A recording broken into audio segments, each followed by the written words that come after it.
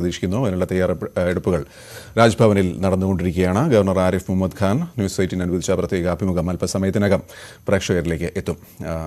അതുവരെ ബാക്കി വാർത്തകളിലേക്ക്.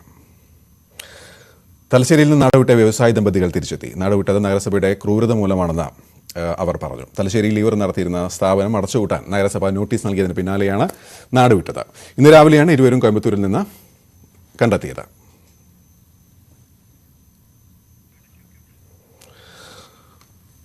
മനുപരത്താണ് ചേരുന്നത്. മനു, അവർ വന്നു, അവർ സംസാരിക്കുന്നത് നമ്മൾ കേട്ടു. ഇനിയുള്ള നടപടിക്രമങ്ങൾ എന്തൊക്കെയാണ്?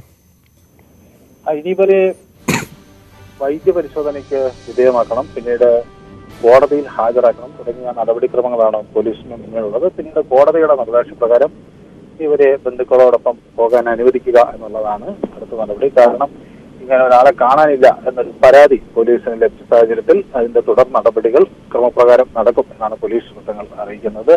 അവരെ ഇപ്പോൾ പാനൂർ പോലീസ് സ്റ്റേഷനിലേക്ക് കൊണ്ടുപോയിട്ടുണ്ട്. ഇന്ന് ഈ ട്രെയിൻ ഇറങ്ങിയ ശേഷവും വളരെ പരിഭ്രമിച്ചു തന്നെയാണ് രാജ് കബീർ ഉണ്ടായിരുന്നത്. നമ്മളോട് സംസാരിക്കുമ്പോൾ അദ്ദേഹം പറഞ്ഞത് തന്റെ സ്ഥാപനം ഇനിയും നല്ല രീതിയിൽ മുന്നോട്ട് പോകുമെന്ന ആശങ്ക തനിക്കുണ്ട് എന്ന് അദ്ദേഹം പറയുന്നു. കാരണം കോടതിയിൽ നിന്ന് ഈ അനുകൂല ഉത്തരവ് ഉണ്ടായിട്ട് പോലും തനിക്ക് തുറക്കാൻ കഴിഞ്ഞില്ല. പിന്നീട് ഈ തന്നെ വീണ്ടും ഇത് പൂട്ടിക്കുമെന്നൊക്കെയുള്ള തരത്തിലുള്ള ഭീഷണിയാണ് അവിടുന്ന് ഉദ്യോഗസ്ഥരുടെ ഭാഗത്തുനിന്നും അധികൃതരുടെ ഭാഗത്തുനിന്നും ഒക്കെ ഉണ്ടായത്. വ്യവസായ മന്ത്രി തനിക്ക് അനുകൂലമായ നിലപാട് സ്വീകരിച്ചു. അത് ഇവിടുത്തെ വ്യവസായ വകുപ്പ് ഉദ്യോഗസ്ഥനെ തന്റെ സ്ഥാപനം തുറന്നു കൊടുക്കാൻ വേണ്ടി കാര്യങ്ങൾ ബോധ്യപ്പെടുത്തുകയും ചെയ്തു. പക്ഷെ അതൊന്നും ഫലം കണ്ടില്ല. ഈ തദ്ദേശ സ്ഥാപനം ആണത് പൂട്ടിക്കാനായി മുൻകൈയെടുത്ത് നടക്കുകയും ചെയ്തത്. 4.5 ലക്ഷം രൂപ പിഴയടപ്പിക്കുക, പിന്നീട് അത് ഘട്ടം ഘട്ടമായി പൂട്ടിക്കുക എന്നൊരു നിലപാടാണ് അവർക്കുണ്ടായിരുന്നതെന്ന് രാജ്കുമാർ പറയുന്നു. അപ്പൊ ഈ രാജ് കബീറിന്റെ ഈ ഒരു സംശയം ഇനിയും ഇവർ ഇത് പൂട്ടിക്കാനുള്ള ശ്രമം തുടരും എന്നതാണ്. കാരണം ഈ കഴിഞ്ഞ ദിവസത്തെ നഗരസഭയുടെ പ്രതികരണം കണ്ട് അദ്ദേഹം പറഞ്ഞത്, കഴിഞ്ഞ ദിവസം നഗരസഭയുടെ പ്രതികരണം കണ്ടപ്പോൾ ഇത് തനിക്ക് ഇനി താൻ കുറച്ചുകൂടി മുമ്പേ കണ്ടിരുന്നെങ്കിൽ പിന്നീട് ഉണ്ടാകുമായിരുന്നില്ല എന്ന തരത്തിലാണ് അദ്ദേഹം പറഞ്ഞത്. കാരണം നഗരസഭ ഇത് തങ്ങൾക്ക് തെറ്റൊന്നും പറ്റിയിട്ടില്ല, ഇത് കയ്യേറ്റമാണ് എന്ന തരത്തിലൊക്കെ പ്രചരിപ്പിക്കുന്നു എന്നാണ് അദ്ദേഹം പരാതി പറയുന്നത്. അങ്ങനെ ഒരു ആശങ്കയാണ് തനിക്ക് ഉണ്ടായിരുന്നത്. അപ്പോൾ അത് നേരത്തെ കണ്ടിരുന്നെങ്കിൽ താനിപ്പോൾ ഉണ്ടാകില്ലായിരുന്നു. പക്ഷെ ഏതായാലും തന്നെ പോലീസ് അപ്പോഴേക്കും തന്നെ കണ്ടെത്തുകയും ഇങ്ങോട്ട് കൊണ്ടുവരാൻ നിർബന്ധിക്കുകയും ചെയ്തു. വളരെ വളരെ വൈകാരികമായാണ് രാജ്കുമാർ തീവണ്ടി ഇറങ്ങിയതിനു ശേഷം സംസാരിച്ചത്. ഏതായാലും അദ്ദേഹം ഒരു വ്യവസായ മന്ത്രി സഹായിച്ചു എന്ന് പറയുകയുണ്ടായി അല്ലേ? വ്യവസായ മന്ത്രി ഇദ്ദേഹത്തെ സഹായിച്ചു. കാരണം രാജ്കുമാറിന്റെ മകൻ ദേവദത്ത് ഒരു പേപ്പർ മേക്കിംഗ് യൂണിറ്റ് നടത്തി. അപ്പൊ ഈ യുവ സംരംഭകർക്കുള്ള ഒരു അംഗീകാരം എന്ന നിലയിൽ അദ്ദേഹത്തെ വ്യവസായ മന്ത്രി ആദരിക്കുകയൊക്കെ ചെയ്തിരുന്നു. അപ്പൊ ആ നിലയിലാണ് ആ കാര്യങ്ങളൊക്കെ ഓർമ്മപ്പെടുത്തിക്കൊണ്ടാണ് അദ്ദേഹം വ്യവസായ മന്ത്രിയുമായി സംസാരിച്ചത്. ഇത് ഇവിടുത്തെ വ്യവസായ വകുപ്പ് ഉദ്യോഗസ്ഥരോട് ഈ കാര്യം വ്യവസായ മന്ത്രി പറയുകയും അവരിതിനു വേണ്ടി ശ്രമിക്കുകയൊക്കെ ചെയ്തെങ്കിലും നഗരസഭ വളരെ നിഷേധാത്മകമായ നിലപാട് സ്വീകരിക്കുകയാണ് ചെയ്തത്. അപ്പൊ ഇവർ കോടതിയിലേക്ക് പോയി. അപ്പൊ ഇതൊക്കെ സാധാരണഗതിയിൽ എളുപ്പമല്ല. ഒരു വ്യവസായ സ്ഥാപനം നടത്തുന്ന ആൾ ഇങ്ങനെ കോടതിയിലേക്ക് പോയി നീതി ഉറപ്പാക്കേണ്ട ഒരു സാഹചര്യം ഉണ്ടാകാൻ ഒരിക്കലും പാടില്ലാത്തതാണ്.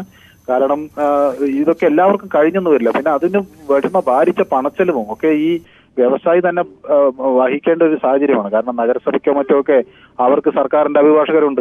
അപ്പൊ ഈ വ്യവസായിയെ സംബന്ധിച്ചിടത്തോളം അതൊക്കെ അതിജീവിക്കുക എന്നത് വലിയ ഭാരിച്ച ചെലവാണ്. ആ ചെലവിനോടൊപ്പം സമയം നഷ്ടമാണ്. സ്ഥാപനം പൂട്ടിക്കിടക്കുന്നതോടുകൂടി തൊഴിലാളികൾ പുറത്തു നിന്ന് സമ്മർദ്ദം വരും, അവർക്ക് ശമ്പളം കൊടുക്കേണ്ടി വരും, ഈ റോ മെറ്റീരിയലുകൾ അവിടെ നശിക്കും, ആളുകളിൽ നിന്ന് പണം വാങ്ങിച്ച് ഏറ്റെടുത്ത കരാർ ജോലികൾ ചെയ്യാൻ കഴിയാതെ വരും. അതൊരു മാസം ഒരു വ്യവസായ സ്ഥാപനം പൂട്ടിയിടുന്നതോടുകൂടി ആ സ്ഥാപനം തകരുന്നു എന്നതിന്റെ ദൃശ്യങ്ങളാണ് പിന്നെ നമുക്ക് കാണാൻ കഴിയുന്നത്. ഇതിൽ ആകെയുള്ളത് ഇവർക്ക് അനുവദിച്ച സ്ഥലത്ത്, ഇവർക്ക് അനുവദിച്ച കെട്ടിടത്തിൽ, നഗരസഭയുടെ കെട്ടിടത്തിൽ മുന്നിൽ ഒരു ഷീറ്റ് ഇട്ടു എന്നത് മാത്രമാണ്.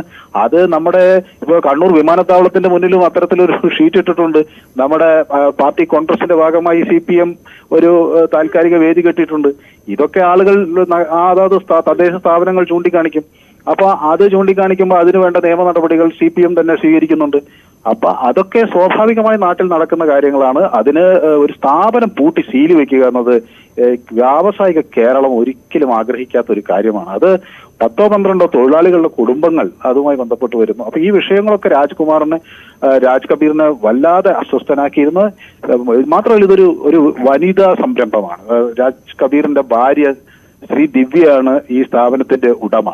അപ്പൊ അവരെ സഹായിക്കുകയായിട്ടാണ് ഈ രാജ് കബീർ ഇതിന് രംഗത്ത് വരുന്നത്. അപ്പൊ ഒരു വനിതാ സംരംഭകയോട് ഇതാണ് സമീപനമെങ്കിൽ എന്തായിരിക്കും സാധാരണ? അതും ഇദ്ദേഹം ഒരു സാധാരണ ആരെയും പരിചയമില്ലാത്തൊരു വ്യവസായി അങ്ങനെയല്ല. ഇദ്ദേഹത്തിന് നമുക്ക് തായാട്ട് ശങ്കരന്റെ ഒരു പാരമ്പര്യമൊക്കെ കേരളത്തിന് അറിയുന്നതാണ്. കെ തായാട്ട് എന്ന സാഹിത്യകാരനെ കേരളത്തിന് അറിയുന്നതാണ്. അദ്ദേഹത്തിന്റെ കുടുംബാംഗങ്ങളെയൊക്കെ കേരളം അറിയുന്ന ഒരു കുടുംബമാണ്. ഇവിടുത്തെ രാഷ്ട്രീയ സാംസ്കാരിക നേതാക്കൾക്കൊക്കെ അറിയുന്ന ഒരു കുടുംബമാണ്. അത്തരത്തിലുള്ള ഒരാൾക്കാണ് അദ്ദേഹത്തിന്റെ ഭാര്യ ഒരു വ്യവസായം നടത്തുന്നു, മകൻ മറ്റൊരു വ്യവസായം നടത്തുന്നു. അപ്പൊ കൂടുതൽ ആളുകൾക്ക് ജോലി കിട്ടാൻ കഴിയുന്ന സംരംഭക മനസ്സുള്ള ഒരു കുടുംബത്തിന് നേരെയാണ് ഈ തദ്ദേശ സ്ഥാപനത്തിന്റെ ഒരു ആക്രമണം ഉണ്ടായിട്ടുള്ളത്. ഇത് ഉദ്യോഗസ്ഥരുടെ ഭാഗത്തു നിന്നുള്ള അനാസ്ഥയും അതിനോടൊപ്പം നിൽക്കുന്ന പ്രാദേശിക തദ്ദേശ സ്ഥാപനങ്ങളുടെ ഭരിക്കുന്നവരുടെ കെടുകാര്യസ്ഥതയുമാണ് ഇതിനേക്ക് വഴിവെക്കുന്നത്. അപ്പൊ ഇവര് ഈ പ്രാദേശിക സ്ഥാപനങ്ങളിലുള്ള ഭരണസമിതിയിലുള്ള ആളുകൾ ഈ ഉദ്യോഗസ്ഥ ധാർഷ്ട്യത്തിനെ അതുപോലെ വഴിവെച്ചു കൊടുക്കരുത്. വിവരങ്ങൾ നൽകിയത്. ഏതായാലും ഇപ്പോൾ പ്രേക്ഷകർ കാത്തിരിക്കുന്ന ആ അഭിമുഖത്തിലേക്ക് ഗവർണർ രാജ്ഭവനിൽ തയ്യാറായിട്ടുണ്ട്. ഞങ്ങൾ എഡിറ്റർ പ്രദീപ് പിള്ള നടത്തുന്ന അഭിമുഖത്തിലേക്ക്.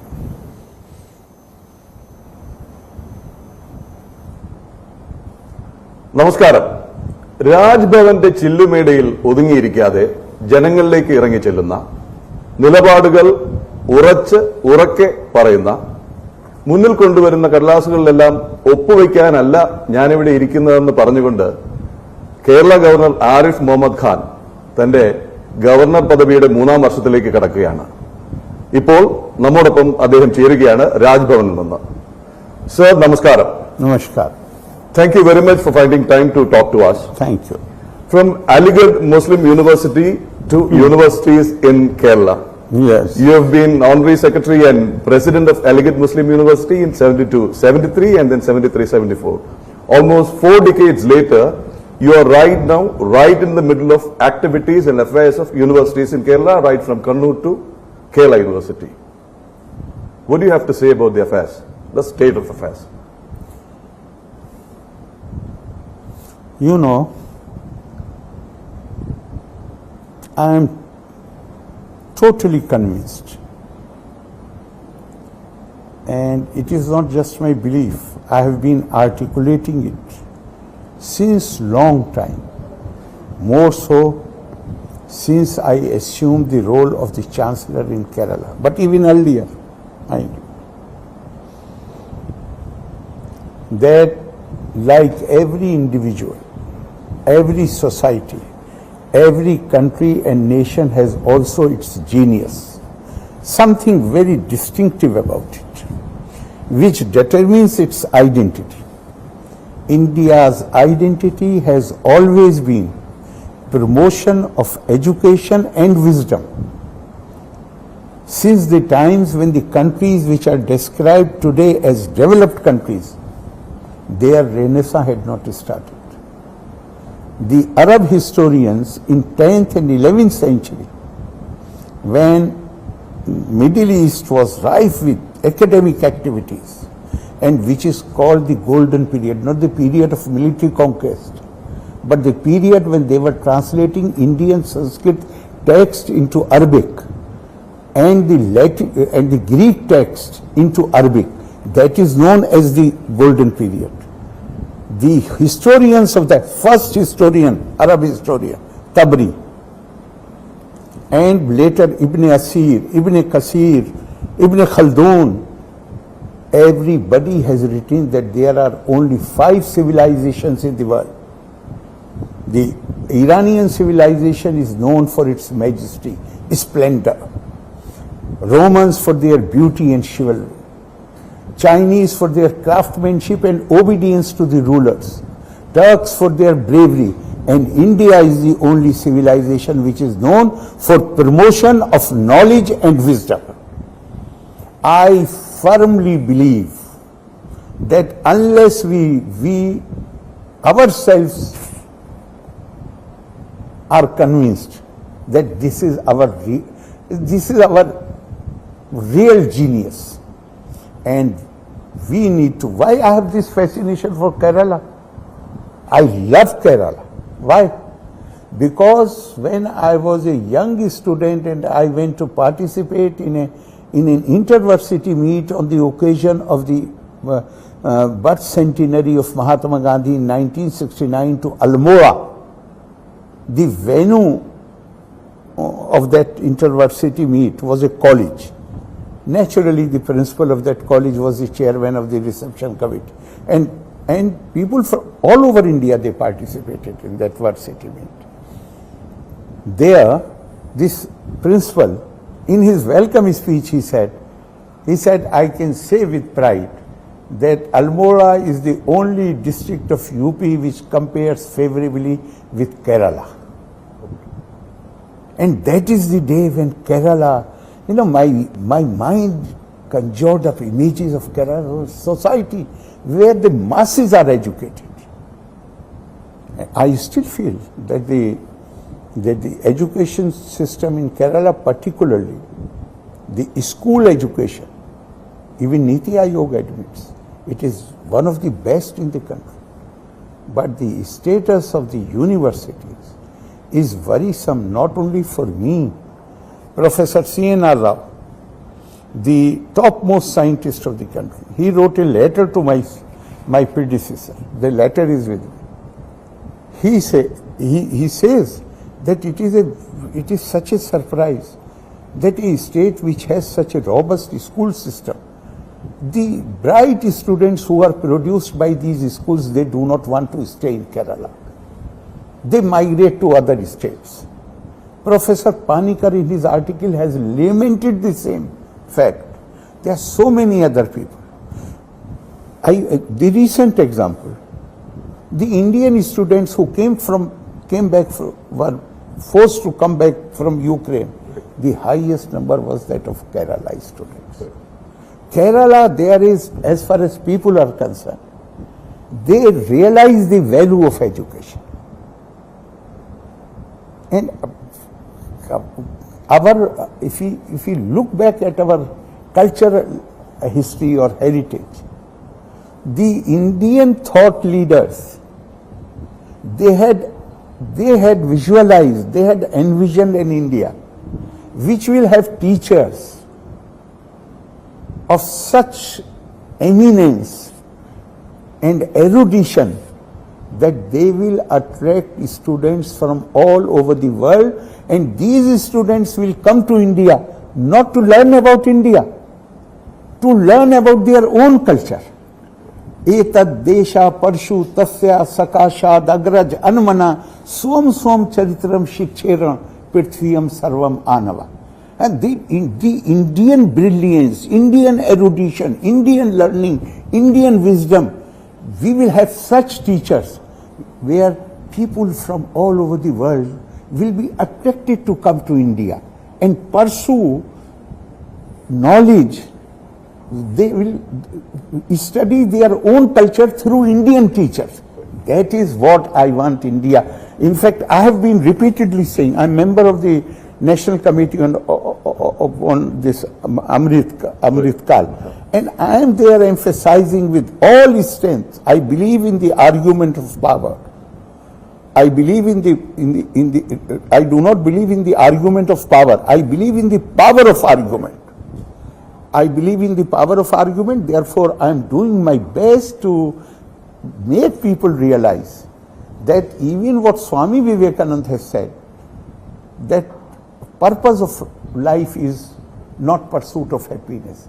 It is pursuit of knowledge. And what is the pursuit of knowledge? To find unity amidst diversity. So even that thing can be realized only when we become again a storehouse of knowledge. Now, you are convinced that the present state of affairs, as you have told repeatedly many times, is due to politicization of the administration of universities and political interference? I will give you, don't ask me why I should use my own words. In last 1 or 2 years' time, not in one university, more than one university, examination papers of the last year, they have been repeated. Instead of examination paper, answer books were supplied to these students. The systems failed, and 3 years later, the university is asking me to give them permission to withdraw the degree. I said, what fault they had? So now we are faced with all these problems. There are allegations of favoritism, of nepotism, so many allegations. Yet, when the government decides to bring a bill into the House, it deals only with the appointment of the Vice Chancellor. It does not deal with any of the academic problems which university faces. Here, the real problem is, we are not interested in raising the academic levels.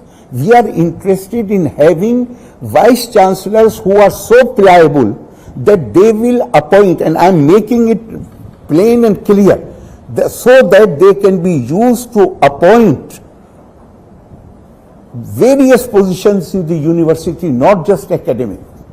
Various positions in the university, some relative of this powerful man, some relative of this powerful man. And universities are not meant for that. I met this group of students in Delhi, Kerala students who are in Delhi, and I asked them that you are so bright and you are studying in the National Institute, why don't you come back to Kerala? They said, sir, if nothing else, one simple factor, you find the solution. If we get admission into a course of 5 years duration, there is no way we can complete it in less than 6.5 years. So if for nothing else, at least to save 1.5 years, we migrate from Kerala to other places. So much violence in the campuses, so much political leaders using constituency. I mean, I have no problem. I am not against politics. I am not against that. But I told these student leaders who came here to meet me, I said, instead of being pawn in the hands of the political leaders, you should be in a position where you can influence the policies and the policy. I am not against political awareness. They have every right. In fact, I suggested, and I don't want to name anybody, but I suggested at the highest level, I suggested to the leader of opposition, I said, by all means, create units in the universities, but give them a roadmap. In 1 year time, you will organize so many debates. Right. In 1 year time, you will organize so many essay contests, so many elocution contests. It is no more there, but in Aligarh till my time, only a candidate who has gold medal, either academic gold medal, or we used to organize, that thing is still there, but it is not being done, very prestigious debate competition, essay writing competition, and there were series of debates, 6 judges. Only when you secured more than 66% marks, you were entitled to receive the gold medal in the convocation, not in an ordinary function, in the convocation.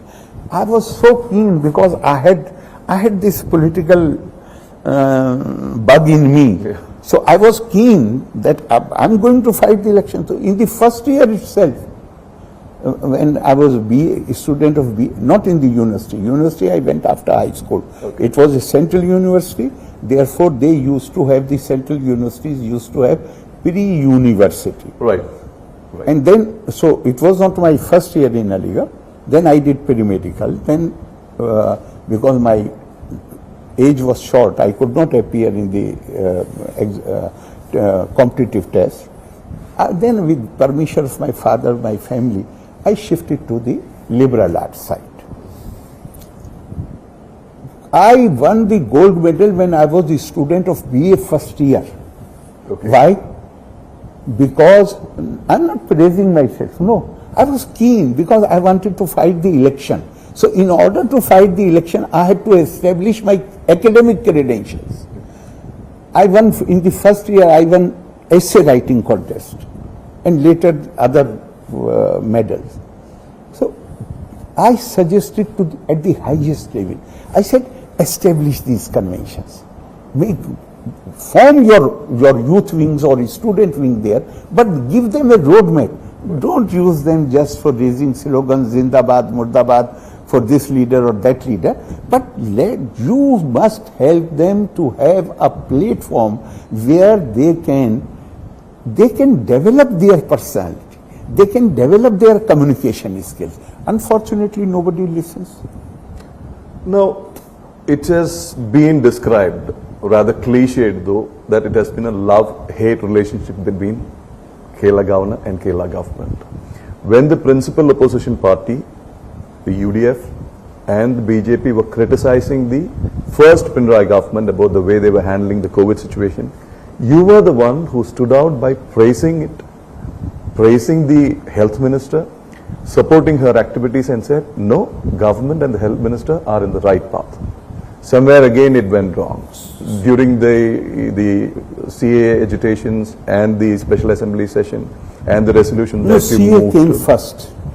CA came first. In spite of that, you had a, So that only proves one thing, that there is, I decide things on merit. On CA, you said your very clear opinion that you Not just cannot. no, CA, you should look like this. I am representing the President of India in Kerala. I have taken an oath to preserve, protect and defend the Constitution and the law.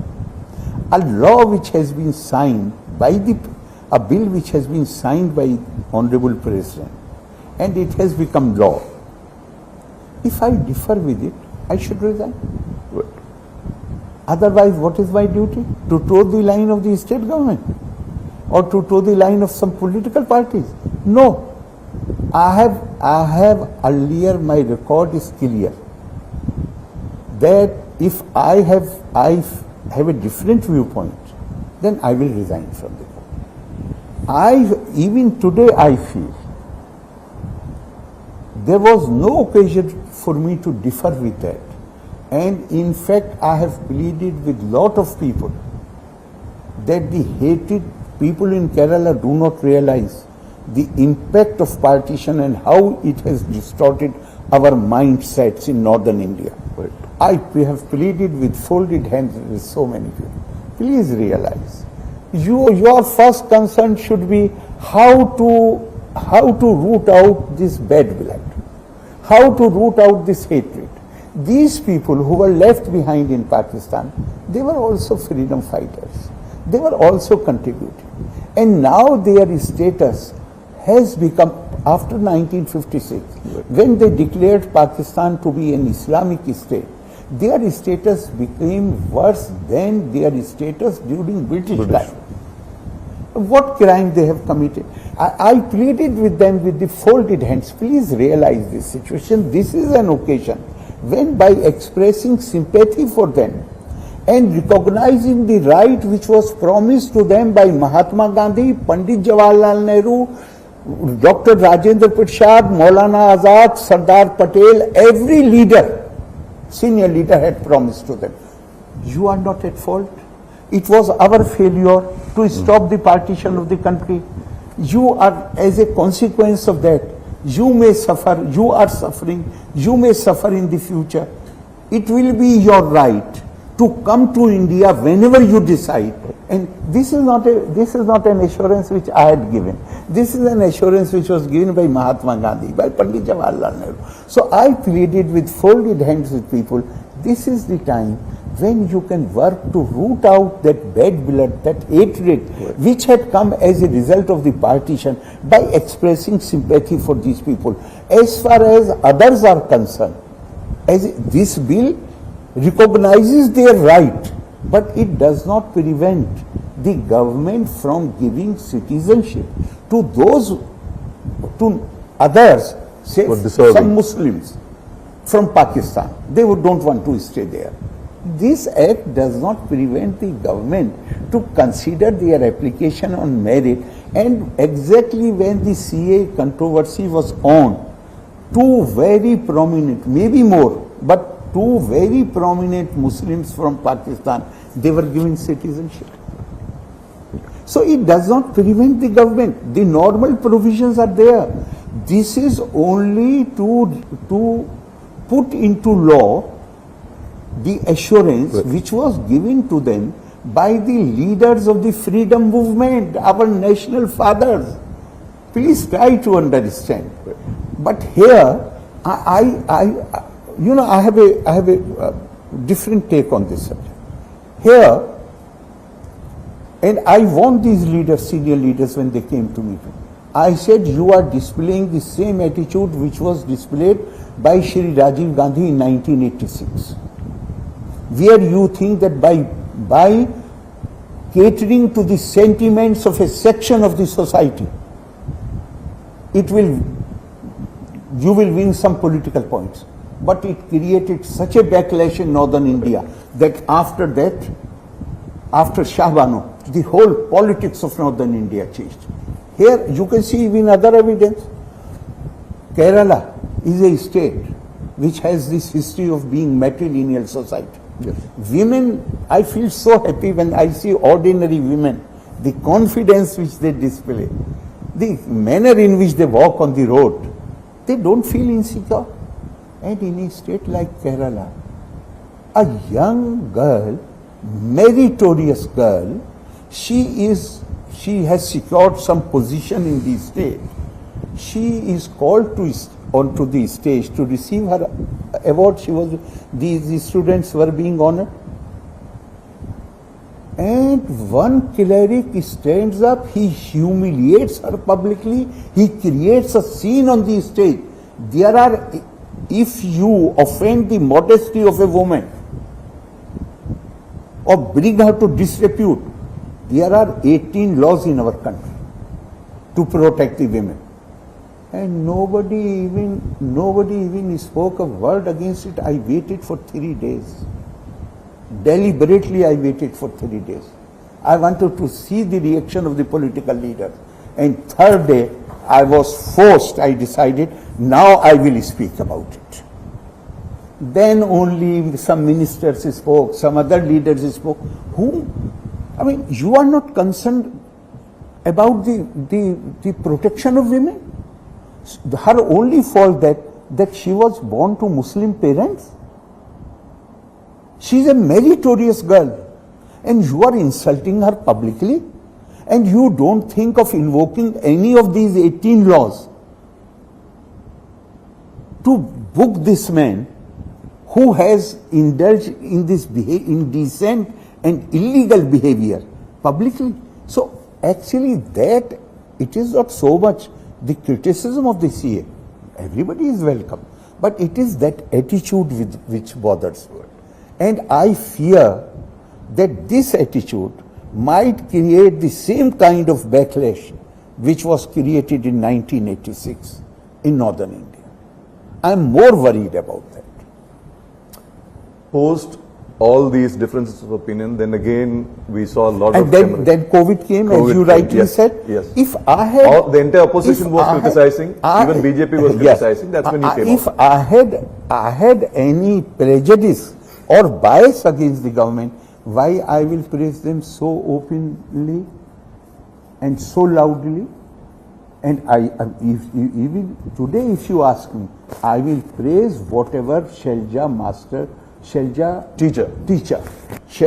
Shrimati Shelja teacher did as health minister. I will still praise that. Now it has come to a state where it seems it's almost an open war. In the space of 1 week, the state secretary of the CPM, Sri Kuriyeri Balakrishnan, has written 2 articles in Deshabhiman. Direct allegations that you are part of a conspiracy to bring down the state government, number 1. Number 2, you're being a tool in the hands of the BJP as well as the Modi administration. 4, you are trying to saffronize the universities because BJP could not make a major headway in terms of state electoral politics. So it has become totally political. It is up to them. I am not making any kind. If they are writing, they only can reply to this situation. My concern is that if non-saffronization or preventing saffronization means that you appoint teachers in the universities who are not even qualified to be summoned for the interview, and you surpass those. I do not know if the man who secured 600, if at all anybody is going to benefit from, if it happens. I do not know, because so far we do not. But I have stayed the appointment. It is right. But finally, if my action is proved to be right, after, because it is only a stay, it has not been annulled. I will hear both the sides. I will hold proper hearing on that. And when final outcome comes, and that is in accordance with the, if it is, I am not saying it can be, because how do I know? It will be only after examining the records in detail. If it is found, prima facie, what has led me to stay the appointment, prima facie appears that the allegation is right. Okay. And if finally it is proved it is right, who is going to benefit? The man who had, this candidate who was, they were proposing to appoint, she had 154 marks in the ranking. She had the research score. She had not research score. She did not have the required teaching experience. And who will benefit from this? The man who had secured 641 marks. And his research and his publications are more than double. But he has been given low marks In the interview. in the interview. Even on that score, research, he has been given 7 with so many publications, and the one who has only few publications has been given 6 marks. And in other things, this candidate has been given much more than was given to others. A candidate with 340 research, what you said? Research score. Research score, who had 340 research, he was given only 3 or 4 marks. So if this irregularity or this illegality comes to an end, who will benefit? Some BJP member? Who will benefit? The man who has secured 641 is not choice of the BJP.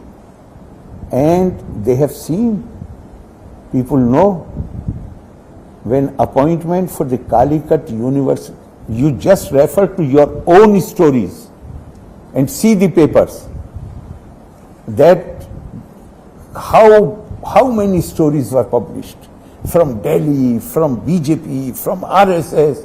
The pressure is to appoint this person. Was that person appointed? I ask you.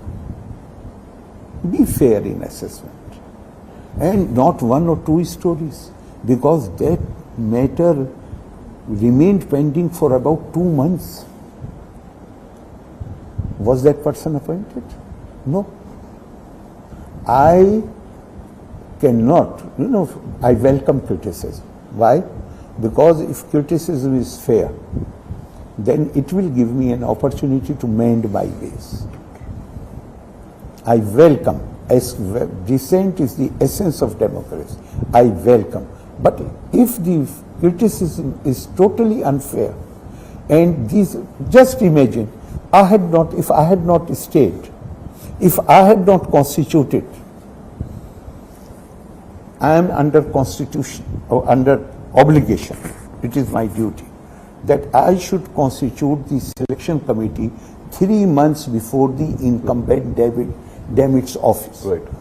We wrote to the Kerala University to nominate their representative. Right. We wrote to UGC, and I appointed my nominee, who will be convener of the committee. Kerala University did not even acknowledge the letter of the Rajbhavan. At whose instance? You can go to Kerala University and you can know from people. It is not Vice Chancellor who takes the decisions there. It is a small-time lawyer who is a member of the syndicate who has been nominated.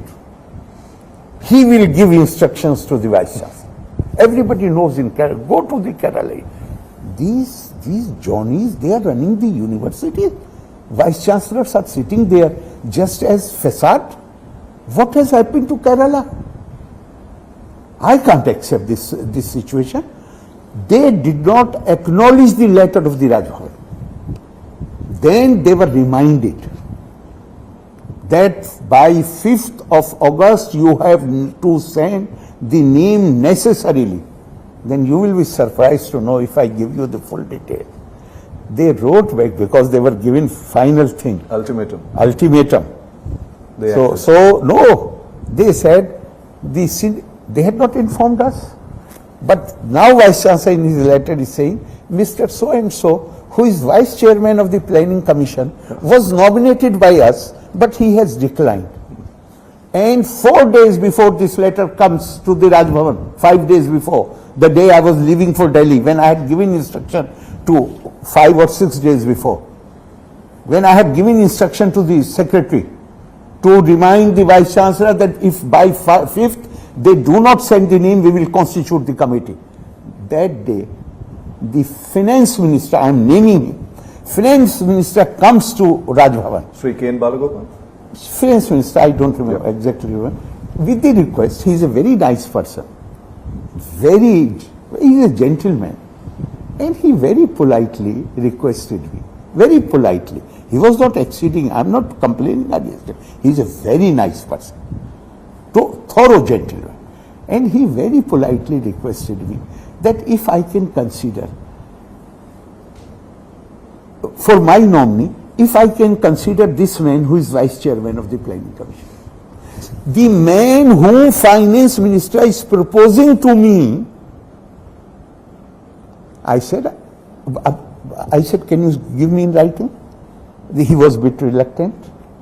I told Secretary to note down, because it is not necessary. If you have come to meet me and you are making a request, I told the Secretary immediately record down that the Finance Minister has made this request and place it before me. When I am constituting the committee, I will definitely give it due consideration. So the man whose name Finance Minister gave to me or requested me very politely, he did not, this is nothing against him. He is a very nice person. The same name, Kerala, how much time it takes for the syndicate to meet? So it means he was only making a statement which was not true. Because suppose I had accepted that day itself what Finance Minister had suggested, then he would have become my nominee. And Kerala University is saying in their letter on 5th that we had decided to nominate him, but he has declined. What kind of politics you people are playing with me? And then I understood that what is the game. And that day itself, I constituted, if you are not sending your representative, if you do not send your representative, things will not come to a halt. So I said right on the file that as and when Kerala University finally decides to nominate somebody as their nominee, he can join then, but committee will be constituted today itself. If I had not done that, you think this is, then series of articles in papers, governor's powers are going to be curtailed. Governor's powers come by virtue of the provisions of the Constitution. The direction to the governor can come from Honorable President of India. Here they think they can direct the Rajbhavan, they can control the Rajbhavan. I appoint somebody on my staff and they make a secretary to write to the Rajbhavan. Who is he to give me, who is the government to give me directions? What happened ultimately? They had to remove that officer. He's back? He is back only after that, because Because I knew even on that day, I just wanted to send a message. I knew even on that day, the officer was innocent. Okay. I knew very well that the officer had nothing to do with it. He was made to write. How can he refuse to write anything which political masters ask him? He's an administrative officer. So ultimately they came to me after 3 months that we are winding already. If you allow, we can again post him. I said, I have no ill will against the man. No grudge. No, absolutely no grudge. In fact, on the day I insisted that he will have to be removed, I had told the Chief Secretary, this man is innocent. Okay. I only want to send a message so that in future nobody crosses the Lakshman Rekha. Nobody in the state has a right to give any direction to me. It should be clear to one and all. My directions to me can come only from Honorable President of India. And my powers are defined by the Constitution. Who are they to curtail my powers? They are my government. My government. Yes. That's how you address it. Yes. Now, the Kerala University Senate has found time to meet and adopt a resolution condemning first the action of the Chancellor, the Governor, in constituting the Search and Selection Committee, and two, demanding that be withdrawn. Let me first decide with the major issues. I don't want to get into everything. Right. But if anybody deserved to be censured, it was the failure of this Kerala University to send a nominee in time. But this is what happens when you reduce the Vice Chancellor into a puppet and a small-time lawyer controls the university. This is what you can expect. Now, what action can we expect against the Vice Chancellor of the Kannur University? Whatever law provides. I have no personal agenda. But I was, although I had already stayed the appointment, but the case is so patent, open and shut case, that even High Court stayed the order. Yeah. And not only that, 3 months before, 4 months maybe, 3 months possibly, the Vice Chancellor, why I call this Vice Chancellor, that he has a criminal mindset. Why I call him? He habitually breaks the law. He constituted, the provision of the Act is so clear. Vice Chancellor will nominate the members. And he misled the syndicate into exercising that power. Somebody aggrieved. I was not even aware. Somebody aggrieved, went to the High Court, and High Court set aside his order. He, 2019, why 2019 we discuss now, why I mentioned it. I mentioned it because Irfan Habib came, started defending. He said, I said, this conspiracy was hatched. I did not even name him. And from Aligarh he is saying that the academics do not hatch conspiracies. Then academics assault the governor. You could see the video, run the video again. He not only charged towards me, he was sitting on this side. They flouted everything. Governor program, minute to minute program is issued. It is written there, yes. No departure will be allowed. Irfan Habib was allotted 2 minutes. He spoke for more than 30 minutes. I was made to sit there for more than 1.5 hours listening to their speeches, which were highly critical, and all questions were being addressed to me. I had a moral duty. I did not object to that. I did not say you are departing from the approved program. But I had a moral duty to respond to the questions which they had raised. The moment I started speaking, within 3 minutes, Irfan Habib charged towards me. And because ADC came in between, so he torn down the shirt of ADC. It is on the video. Then when ADC did not let him come near me, he went behind the sofa, came from the left side, and then in the video you can see him grappling with the security staff who made him sit in his chair. So, if you come to defend this Vice Chancellor, then it becomes clear that Vice Chancellor himself was party to that conspiracy, and he was used by these people to invite me to Kannur. Just one example. Irfan Habib repeatedly said why he had come to our Congress. This Vice Chancellor did not mention even once that he had invited me to come there. Then what I will conclude?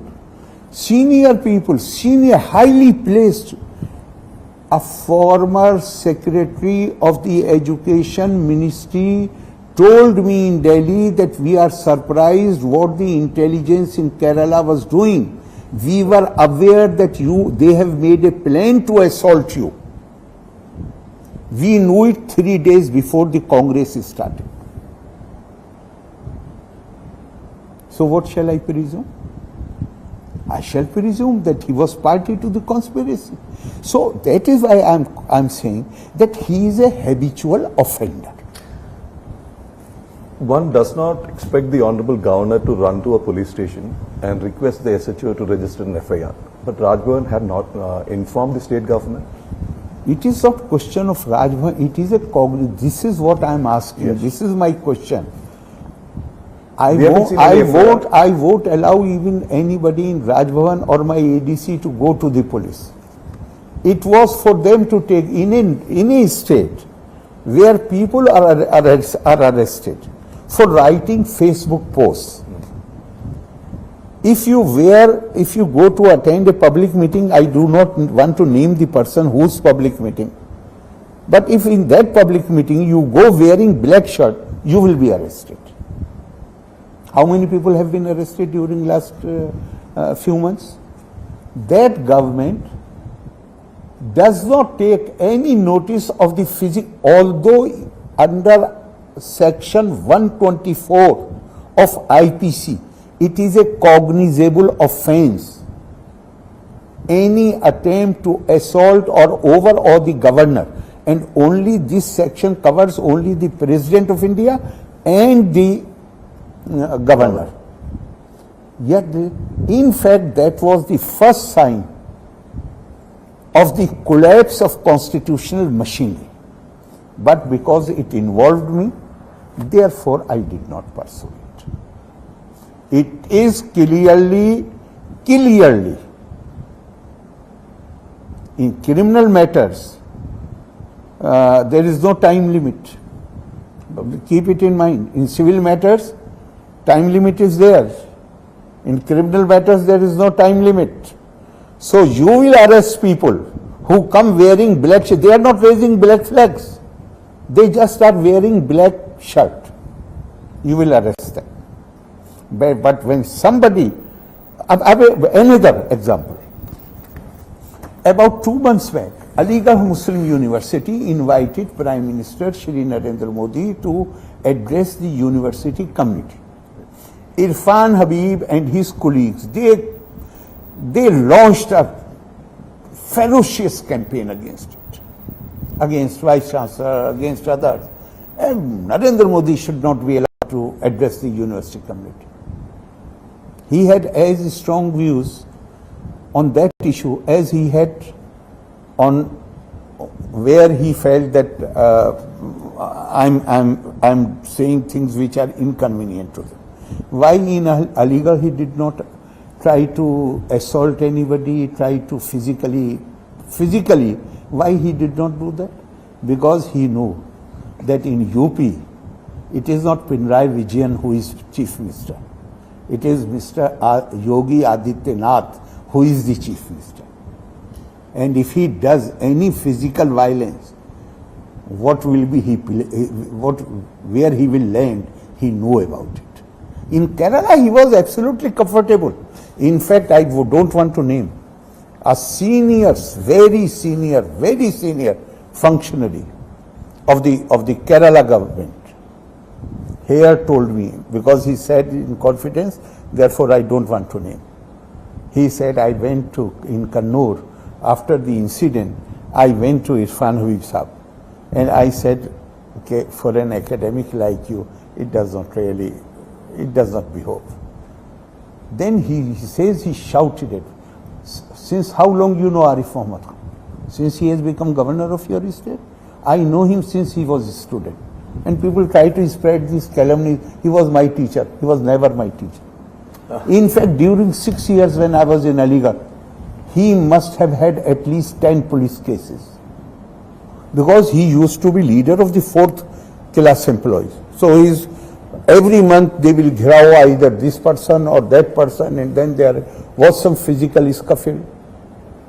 And he was, during my time, the year I was, I think, secretary, he had major showdown outside the proctor office in which he was injured.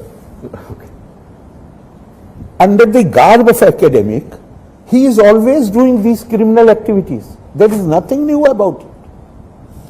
So this high functionary of the government of Kerala, he told me in this room, he said, he shouted at me, since how long you know? Since he has become governor of your state. I know him since he was a student. If I had allowed him to speak, many of our own people would have changed their opinion. Now, you've called him a person with a criminal mind, yet you signed the order appointing him as VC for another term. I have already said and repeatedly said that after I appointed 2 vice chancellors before Kannur, I did not take into consideration the recommendation either of the government or of any political party. Everybody is aware. Kerala University of Health Sciences and Calicut University. So when they realized that I am going to exercise my own discretion, my own judgment, then Chief Minister personally came to Rajbhavan. And they had also seen that if on one issue I had differed with them, on the issue of COVID management, I had praised them. I was going on merit. He personally came. And he made a point which I found quite reasonable. He said, Kannur is my home district. If you can give weightage to my opinion, I agreed. But after this, I agreed, I gave my word that I will give weightage. You are head of the government, democratically elected. Your opinion must find weightage. Particularly, other places I will go strictly by my judgment. But in the case of Kannur, I will give weightage to your opinion. I agree. But what I had in my mind when I gave my word, what I had in mind is that we had after the process selection is over, 3 names will come to me, and then I will discuss it with the Chief Minister and give weightage to his opinion. Because 2 days before I had already constituted the selection committee. Already selection committee, not 2 days, possibly a week before. It was after the constitution of selection committee that he came to me. And I found his argument reasonable. Because some accommodation, you can't be very harsh and hard. So some weightage, I agreed. I said, and I gave my word, that I will give weightage to your opinion. Now what happened, 3 days later, call comes from CM office that my legal advisor is coming to see you. He had already named 2 officers which I do not want to name. He said that if I have to convey any message, they will come to you. If you have to convey anything to me, then they can be contacted in my office so that I come to know about it immediately. Accompanied by these officers, this legal advisor comes to me. And he says that, sir, you have already agreed to to accommodate the Chief Minister in this matter. So why go through the selection process? Okay. Under the provision of the Act of the University, this man can be reappointed. Why take so much time then? I said no. This continued for about a week. I said no, this is not right. We must go through the process. When finally 3 names come, then I have promised that I will give weightage to the opinion of the Chief Minister. Then they produced a paper saying, but Advocate General is saying that you can do it. I said, where is the signature of the advocate? That was, possibly was my mistake.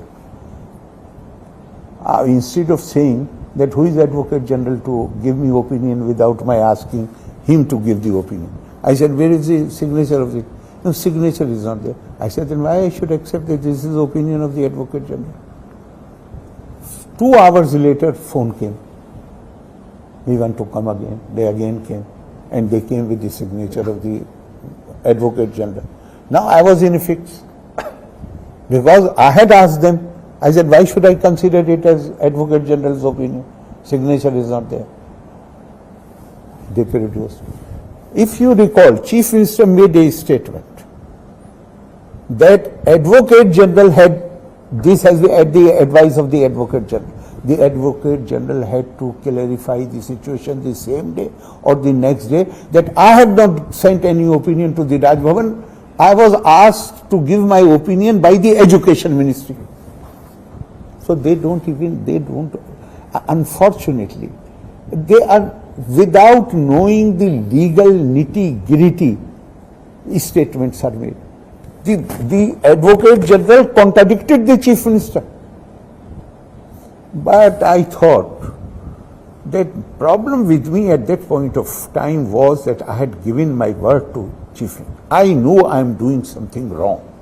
And that was on that day itself, that here I will honor the word which I had given to the Chief Minister, but no more I shall function as Chancellor.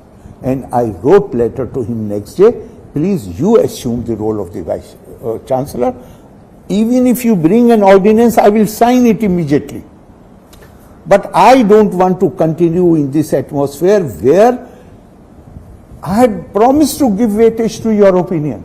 But I was, if the opinion of the Advocate General was not handed over to me, I would have still insisted that let us go through the procedure. But if the highest legal officer of the state is saying no, his procedure can be scuttled, then I will have to start another legal war with, which I wanted to avoid. Okay. Now, there are indications from your staff that you're running out of time, but 2-3 quick questions. Okay. One, will you sign the university amendments bill? I will not reply to any question which is based on speculation.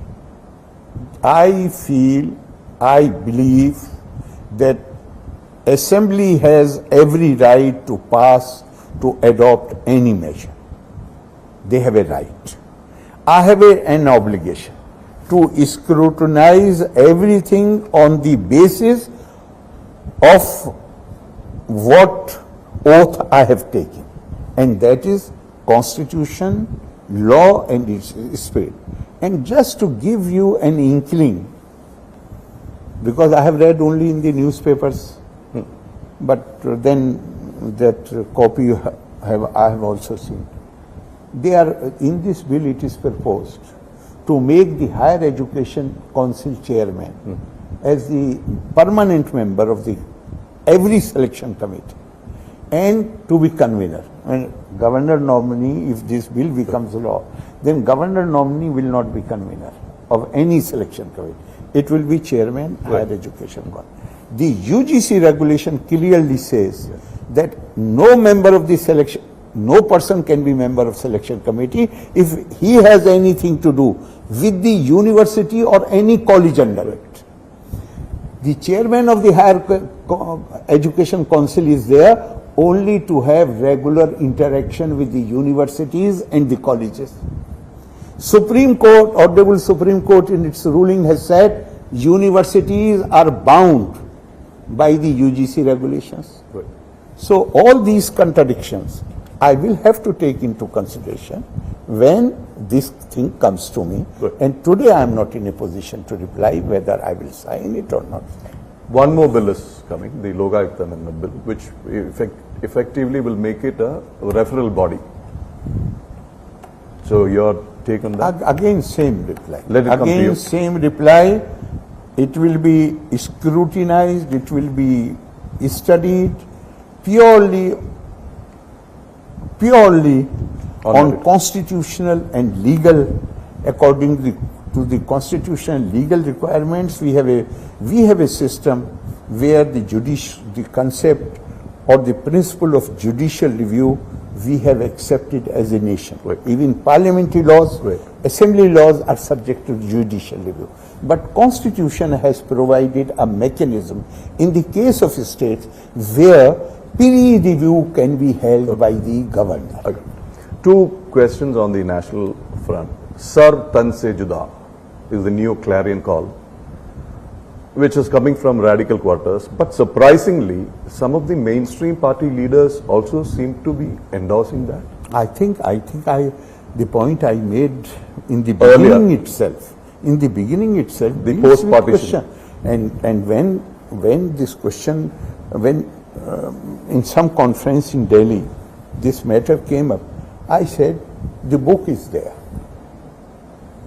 You can refer to it. There are, and this is after careful, diligent study, there are 26 verses in Quran which say, if somebody says something which is hurtful, then you remove yourself from this. Then you say, peace to you, and go away from it. Nowhere it is written, but the fact is that when the Muslims were single superpower in the world, they were the empire, the laws in contravention of the provisions of the scripture were written, and in that it is provided. But what surprises me most is that these laws which were written during the period of empire, but it was claimed that this is the divine law. No Muslim countries now has those laws. They do not allow in their educational institutions this law to be taught. But in India, in Deoband, in Nadwa, most of the madrasas, these laws are still being taught. So what do you expect? For me, how I will look at it. Leave aside Islam, Hinduism, Sanatan tradition. Those who defend this caste system, which determines the status of a person on the basis of the birth, they totally ignore the verses of the Gita where the word which has been used is guna and karma. That is the basis of the classification. There are so many stories in the Upanishads wherein it has been said that even the term Brahmana, in Sanskrit, Bra means expansion. Man means mind and heart. After acquisition of knowledge, great tapasya, period of brahmacharya, when you acquire knowledge, you develop wisdom, then as a result of that, when your mind expands, then you are a Brahmin. You can be Brahmin, I can be Brahmin, anybody, according to that definition. Likewise, some people can find out of context some parts of the verses to justify violence. For me, there is a verse in the Quran which says, La tastavil hasanato sayya. Goodness and evil cannot be equal. Itfa billati hiya ahsan. When somebody does evil to you, repel that evil by doing goodness to him. فَإِذَا الَّذِي بَيْنَكَ وَبَيْنَهُ عَدَاوَةٌ كَأَنَّهُ وَلِيٌّ حَمِيمٌ. And then you will see that this man who was doing evil to you, he becomes your bosom friend. For me, that is the guiding line. And I not only condemn this slogan, but I find those who refuse to speak publicly against it, that they are doing a great disservice, not only to the nation but also to the community. We've seen Mufti Muhammad Saeed contesting from Muzaffarnagar in the late 80s, I think. Now there is a big controversy in Kashmir saying that non-Kashmiris, the outsiders as they call it, cannot be given the right to vote. Doesn't this take... Why do you talk of, why you just mention of Mufti Saeed? So many Kashmiris have held so many senior positions in government of India. Everywhere, ministers, policy makers. This unfortunately, this mindset of exclusiveness, promotion of separation, somewhere they were encouraged over a period of time by political people who wielded power, who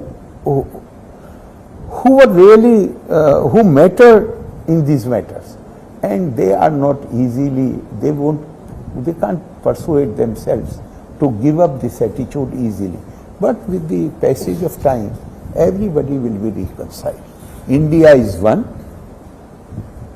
and India, God willing, has the capability to maintain its territorial integrity, its emotional unity, while preserving its diversity. നിലപാടുകൾ ഉറച്ച് തന്നെയാണ് governor. വളരെ വ്യക്തമാണ് നിലപാടുകൾ.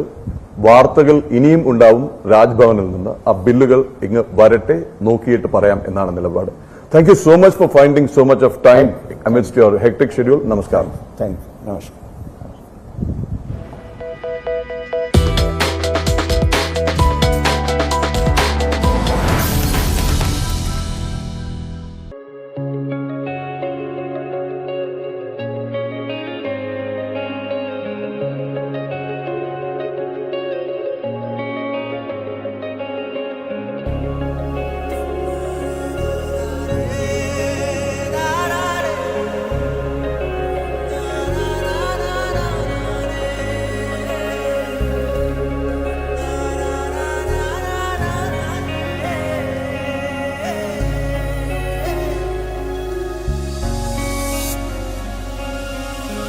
സിന്ദൂരം ചാർത്തുന്നു ചെമ്പകപ്പൂമുറ്റം, പിന്നില പാലാണോ മന്ദാരപ്പൂന്തോട്ടം, കുഞ്ഞാറ്റക്കുരുവിയും പൊൻതിങ്കൾ കുസൃതിയും നന്മതൻ തേൻ തേടും പൂലനാളാ.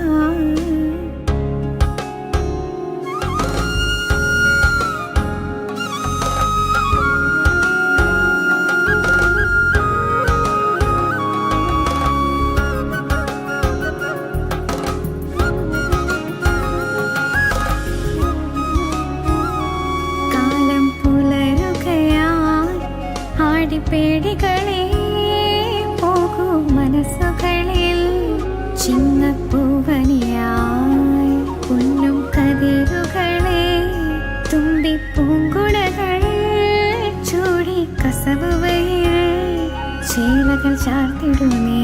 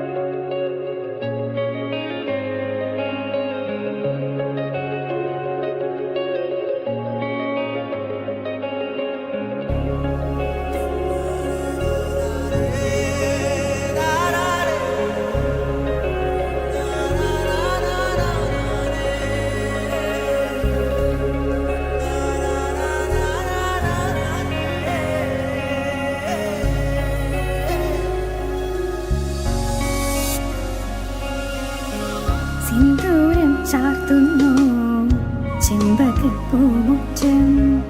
പിന്നില പാലാണോ മന്ദാരപ്പൂന്തോട്ടം.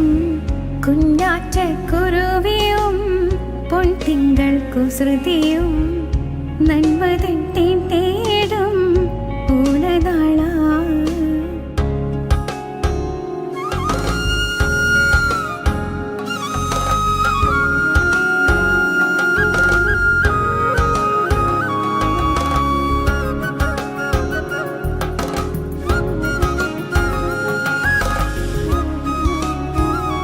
കാലം പുലരുകയാൽ ആടിപ്പേടികളെ പോകൂ മനസ്സുകളിൽ. ചിങ്ങപ്പൂവനിയായി പൊന്നും കതിരുകളെ തുമ്പിപ്പൂങ്കുടകൾ ചൂടി കസവുവയിൽ ചേലകൾ ചാർത്തിടുമേ.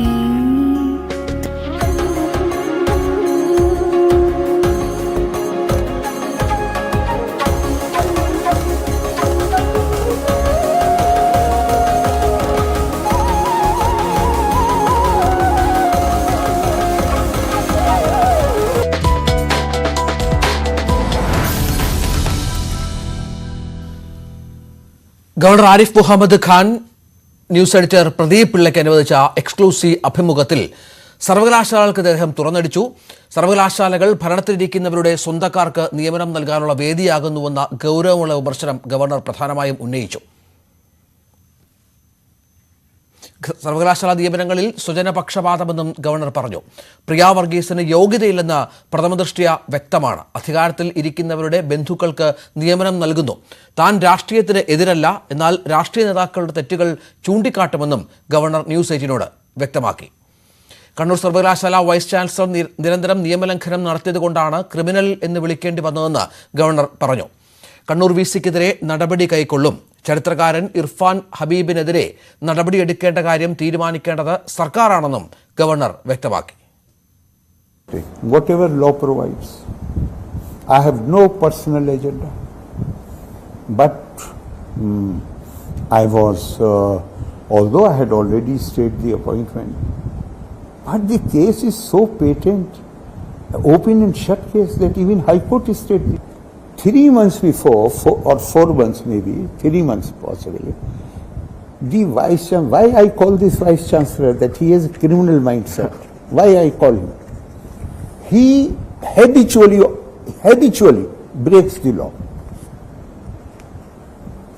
He constituted, the provision of the Act is so clear, Vice Chancellor will nominate the members, and he misled the syndicate into exercising that power.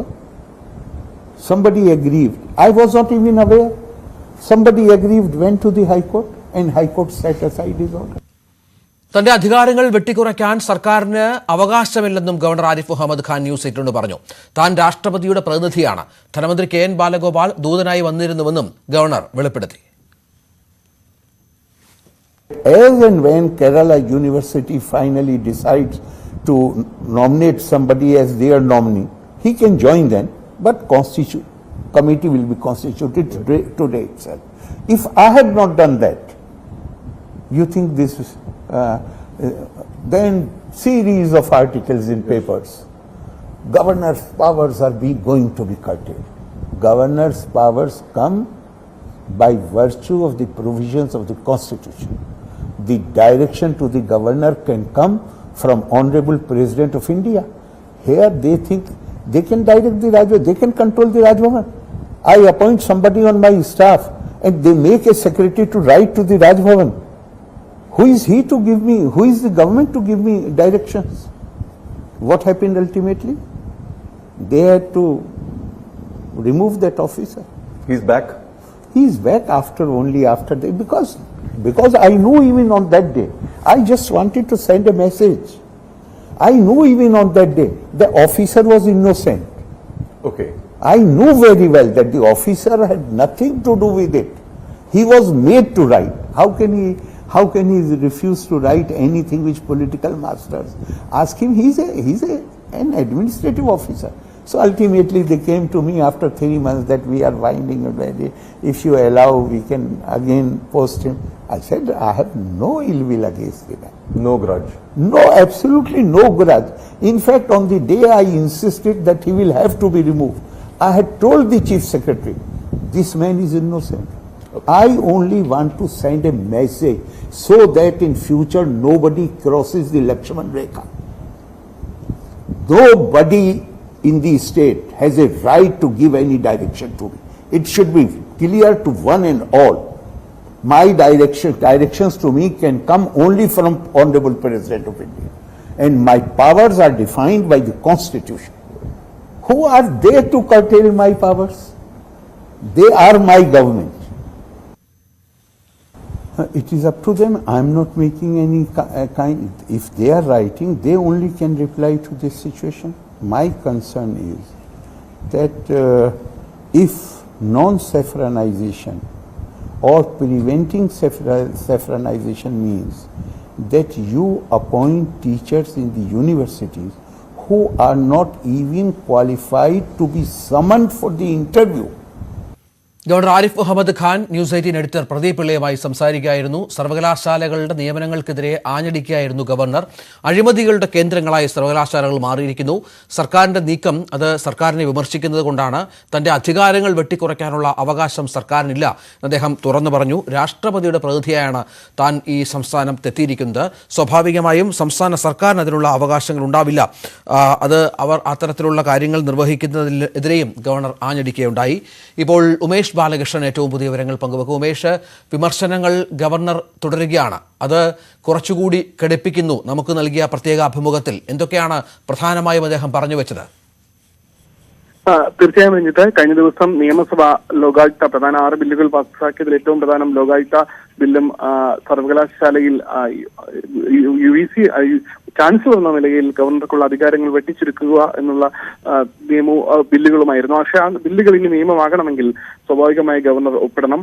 ഈ സാഹചര്യത്തിലാണ് നിർണായകമായ ഒരു ഇന്റർവ്യൂ ന്യൂസ്18 എഡിറ്റർ പ്രദീപ് പിള്ളയ്ക്ക് ഗവർണർ ആരിഫ് മുഹമ്മദ് ഖാൻ നൽകിയത്.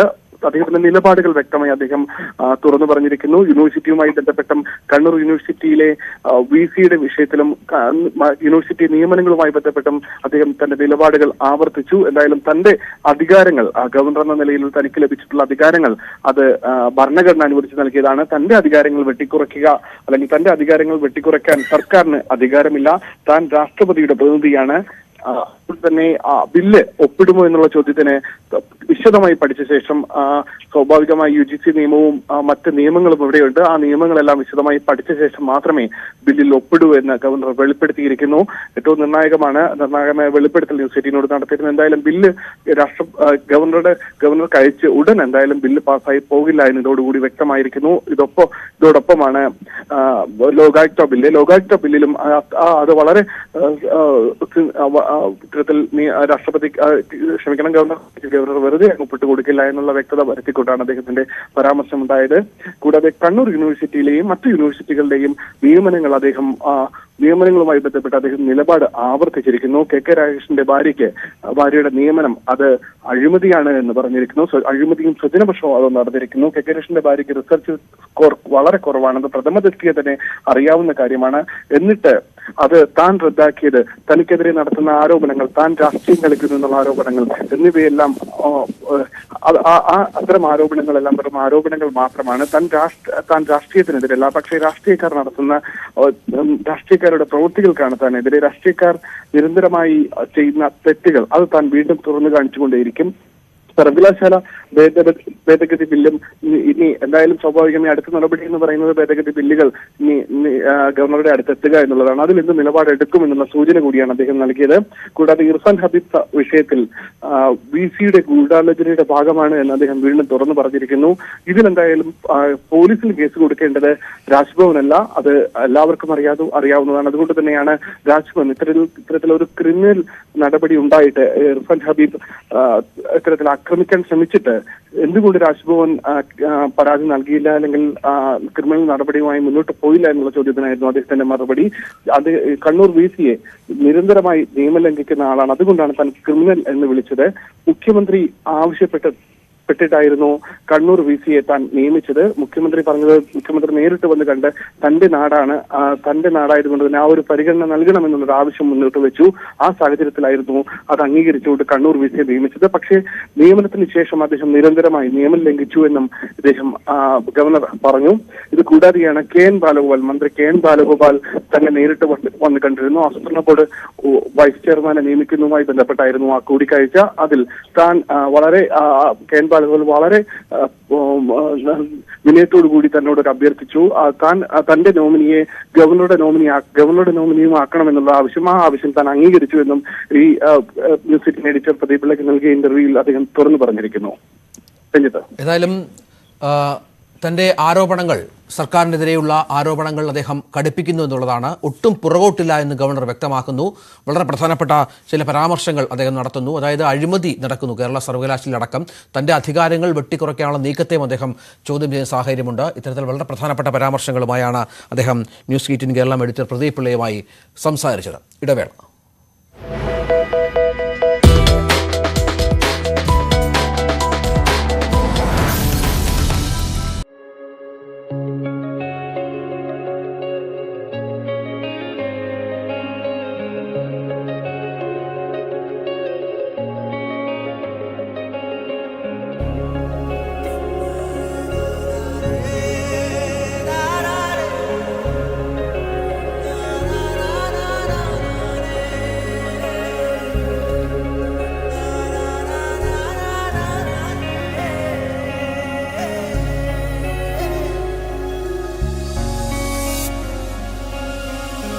സിന്ദൂരം ചാർത്തുന്നു ചെമ്പകപ്പൂമുറ്റം, പിന്നില പാലാണോ മന്ദാരപ്പൂന്തോട്ടം, കുഞ്ഞാറ്റക്കുരുവിയും പൊൻതിങ്കൾ കുസൃതിയും നന്മതൻ തേടും പൂലനാള.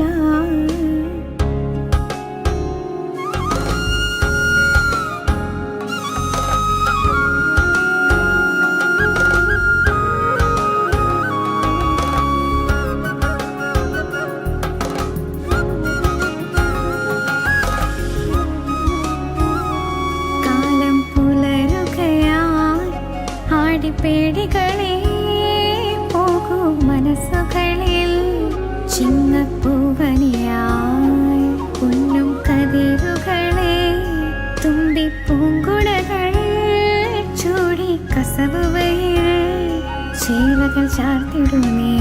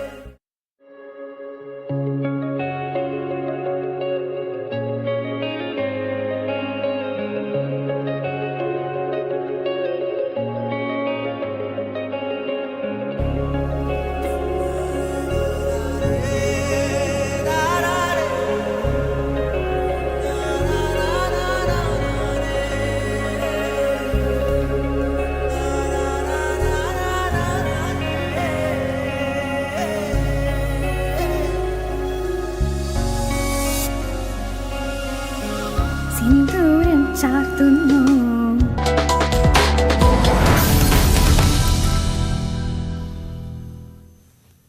വളരെ പ്രധാനപ്പെട്ട മറ്റൊരു വാർത്തയിലേക്ക്. ഗുലാം നബി ആസാദ് കോൺഗ്രസ് വിട്ടു. കോൺഗ്രസ് നേതൃത്വവുമായുള്ള ഭിന്നതകളെ തുടർന്നാണ് രാജി. പാർട്ടിയിൽ റിമോട്ട് കൺട്രോൾ ഭരണമാണെന്നും എല്ലാം തീരുമാനിക്കുന്നത് മുതിർന്ന രാഹുൽ ഗാന്ധിയാണെന്നും രാജിക്കത്തിൽ ഗുലാം നബി ആസാദ് പറയുന്നു. MG മിഥുൻ ഏറ്റവും പുതിയ വിവരങ്ങൾ പങ്കുവെക്കും.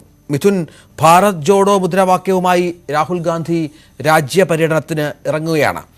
കോൺഗ്രസ് ചോഡോ, ആ തരത്തിൽ ഗുലാം നബി ആസാദ് ഈ ഘട്ടത്തിൽ തീരുമാനിക്കാനുള്ള കാരണം എന്താണ്?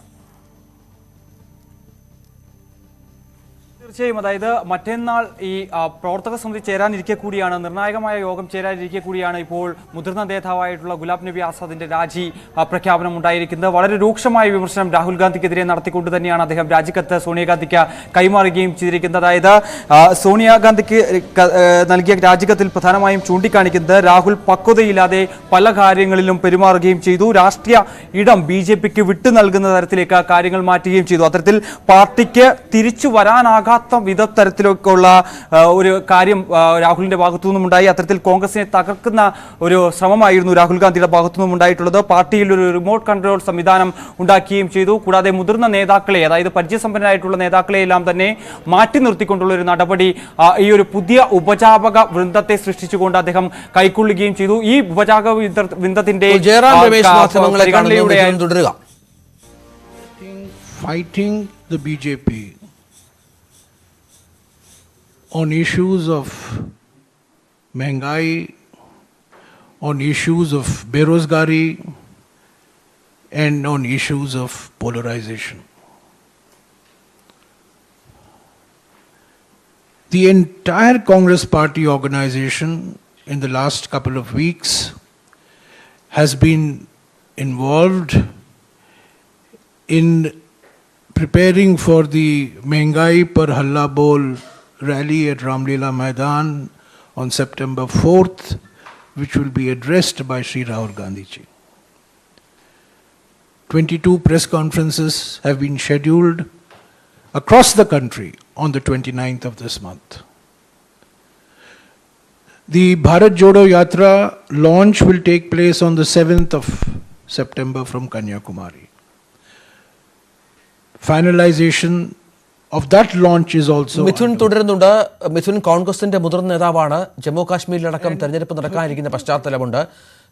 ഇത്തരത്തിൽ പാർട്ടിയെ ഒന്ന് പുനഃക്രമീകരിക്കാൻ, പുനരുജ്ജീവിപ്പിക്കാനുള്ള തീവ്ര ശ്രമം നടക്കുമ്പോൾ ഗുലാം നബിയെ പോലെയുള്ള വളരെ പ്രധാനപ്പെട്ട നേതാക്കളെ വിശ്വാസത്തിലെടുത്ത് കൊണ്ടുപോകാൻ നേതൃത്വത്തിന് സാധിക്കാത്തത് എന്തുകൊണ്ടാണ്?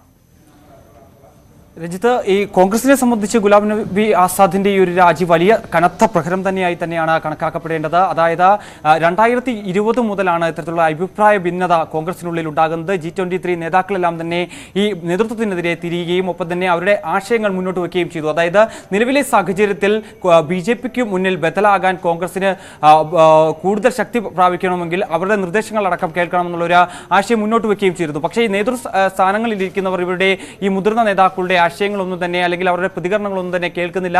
അവരെ പല സുപ്രധാന യോഗങ്ങളിൽ നിന്നും മാറ്റി നിർത്തുന്നു, സുപ്രധാന ചുമതലകളിൽ നിന്നും മാറ്റി നിർത്തുന്നു. അതായത് മുൻകാലങ്ങളിലൊക്കെ വിമർശിക്കാനും ഒപ്പം തന്നെ ചില കാര്യങ്ങൾ പറയാനും കോൺഗ്രസിൽ ജനാധിപത്യ സംവിധാനങ്ങൾ ഉണ്ടായിരുന്നു. പക്ഷേ അത് 2014 ശേഷം ഇല്ലാതായിരിക്കുന്നു.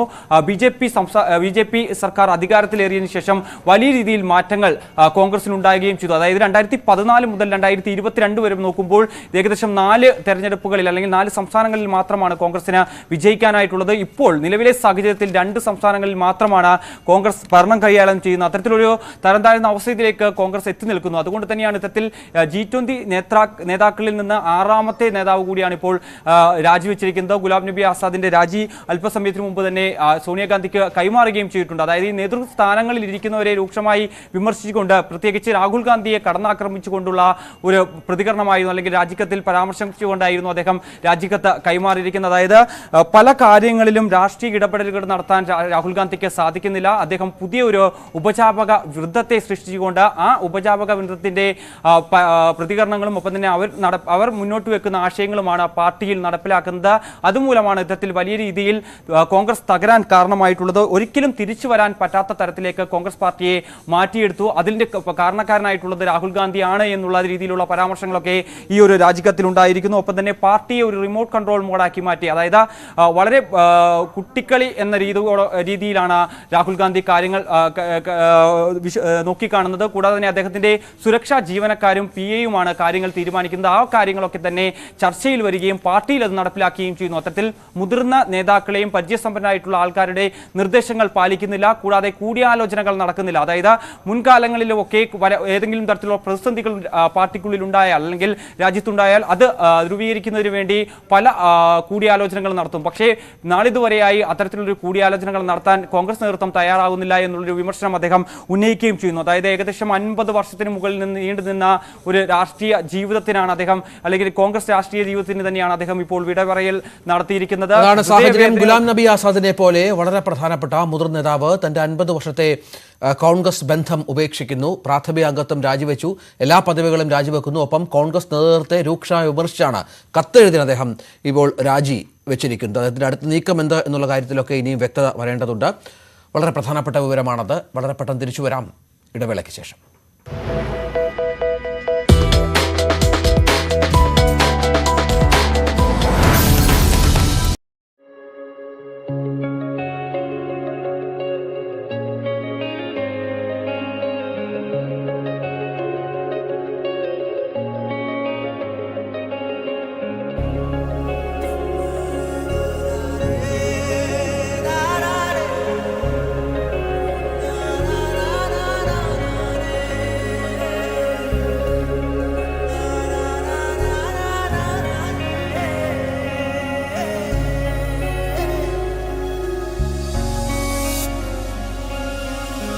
സിന്ദൂരം ചാർത്തുന്നു ചെമ്പകപ്പൂമുറ്റം, പിന്നില പാലാണോ മന്ദാരപ്പൂന്തോട്ടം, കുഞ്ഞാറ്റ കുരുവിയും പൊൻതിങ്കൾ കുസൃതിയും നന്മതൻ തേടും പൂലനാള.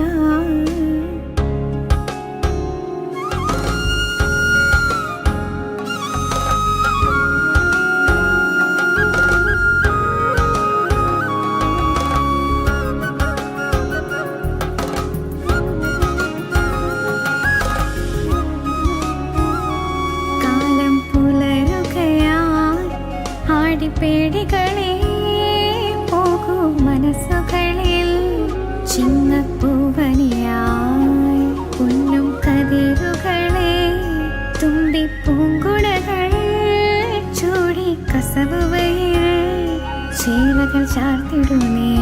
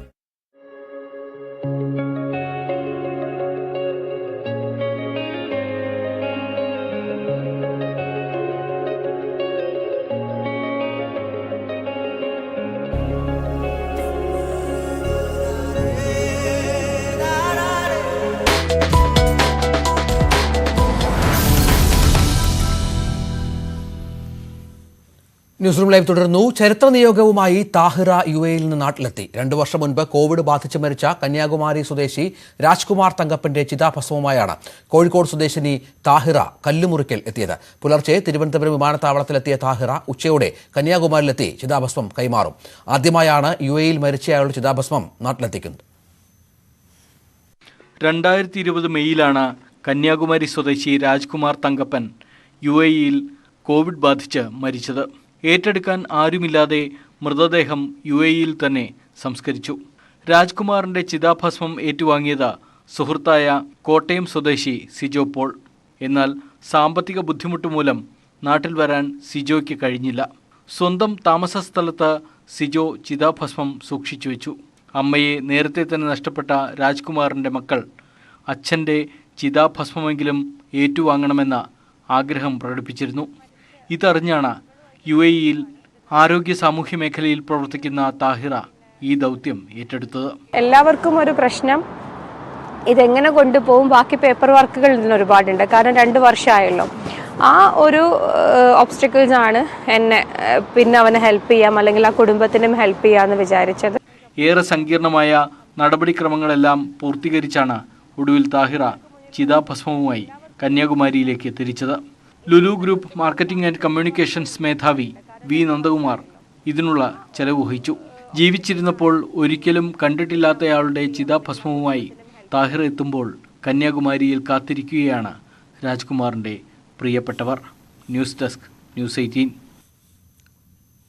1 മാസത്തിലധികം നീണ്ട പ്രയത്നത്തിന് ഒടുവിലാണ് ചിതാഭസ്മം നാട്ടിലെത്തിക്കാൻ കഴിഞ്ഞതെന്ന് കന്യാകുമാരി സ്വദേശി രാജ്കുമാർ തങ്കപ്പന്റെ